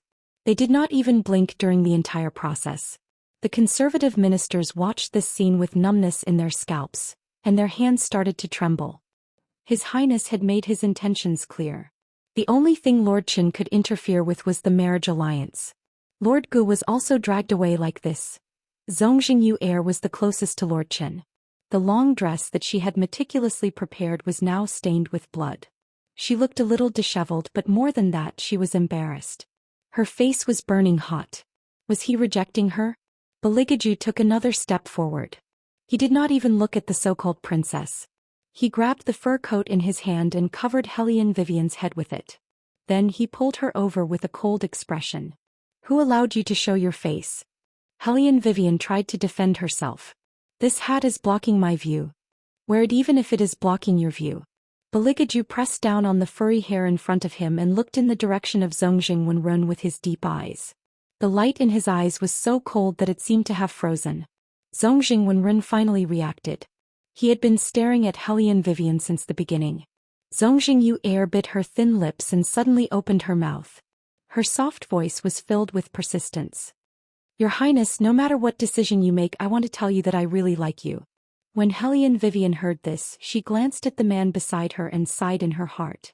He was indeed a femme fatale. He had so many admirers. However, she was not afraid that he would waver. She would also find a few handsome men and see whose harem was stronger. Beligaju did not need to think to know what the little fox in front of him was thinking. He reached out and pinched her wrist. Using his strength, he lowered his voice and chuckled in her ear. With a warning tone, he said, If you dare to carry out the things in your mind, I will make you unable to even get out of bed. Hellion Vivian's back stiffened. Her small face was very sincere. I wasn't thinking about anything just now. Beligaju looked at her coldly as if he was looking at an idiot. He said slowly, I am now your guardian demon. Do you think that I can't detect your stream of consciousness? Hellion Vivian, fuck. This was already considered as spying on her privacy. In that case, would she not even be able to think of doing bad things in the future? How annoying. You can still do bad things. Bailey Jiaju lowered his head and kissed the corner of Wei Wei's mouth as if there was no one else present. He didn't care in the slightest that someone was looking at them. He lowered his voice and whispered in her ear, however, you can only do it to me. You can do whatever you want, my master. Hellion Vivian. Don't speak in such a childish tone. Bailey Jiaju laughed as if he enjoyed seeing Hellion Wei Wei's angry expression. Even that pair of unfathomable eyes became much brighter. Zongjingyu Air did not expect that her confession would be ignored just like that. That man had not even looked at her from the beginning to the end. Your Highness, why are you treating me like this? Am I wrong to like you? Zongjingyu Air's tears gushed out. She looked very beautiful as she cried. This made the envoys and exorcists from the other countries feel a little sad. A woman like her should be doted on. Even if the War Dragon Empire's third prince was unwilling to marry her, he should not have embarrassed her like this. When Beligaju heard this, he glanced at Zongjingyu Air. Zongjingyu Air seemed to have seen hope. Her eyes were still filled with tears as she raised her head with reddened eyes. Bailey Jiaju smiled. His etiquette was so graceful that no one could pick out the slightest mistake. You asked me where did you go wrong? I actually want to ask you, I don't like you, yet you insist on sticking in front of me. What's the meaning of this? Are the women of the Xianyuan kingdom so lacking in love? Why do you have to interfere in other people's families? When the little one heard this, he took a step back. He had thought that if third sister-in-law wanted to fight, he would join in the fun. But now it seemed that third elder brother was going to flip out. It was better for him to stay away. When third elder brother was angry, it was definitely not something that ordinary people like him could accept. Take what he said just now as an example. Although it sounded nice, he only said one word throughout the whole process. Despicable. How could the people in the main hall not understand? When Zongjingyu Air heard what Beligaju said, her face turned green and white. Her body swayed as if she was going to fall on the spot. She was a princess. When had she ever been humiliated like this? What did he think of her as?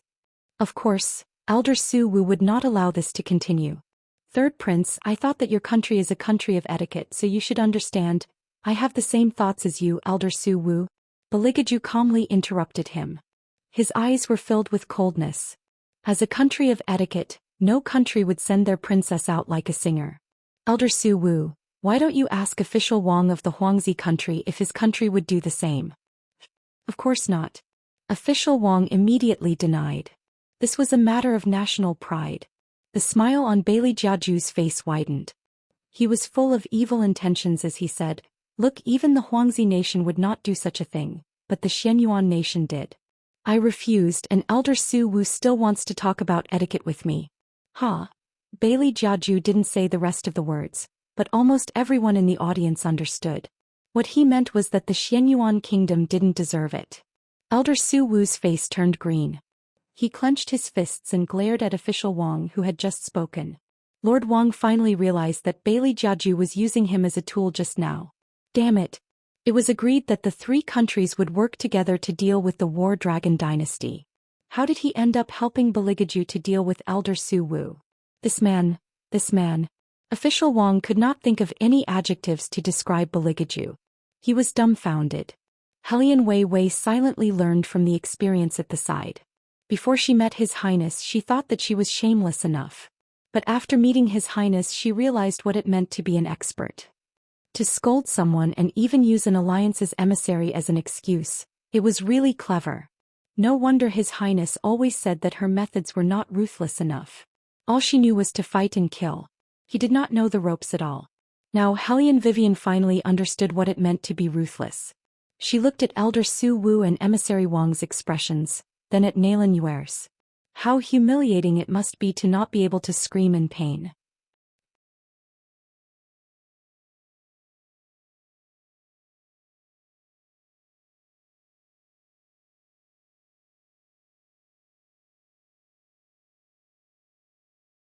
Chapter 649. If that's the case, let's not waste any more time. Zongjing Wenren stood up coldly and stared at Beligaju. Brother Beligaju, how do you plan to solve the seal? Once the divine exorcism seal is destroyed, not only the capital city, but the entire divine mainland will face the invasion of demons.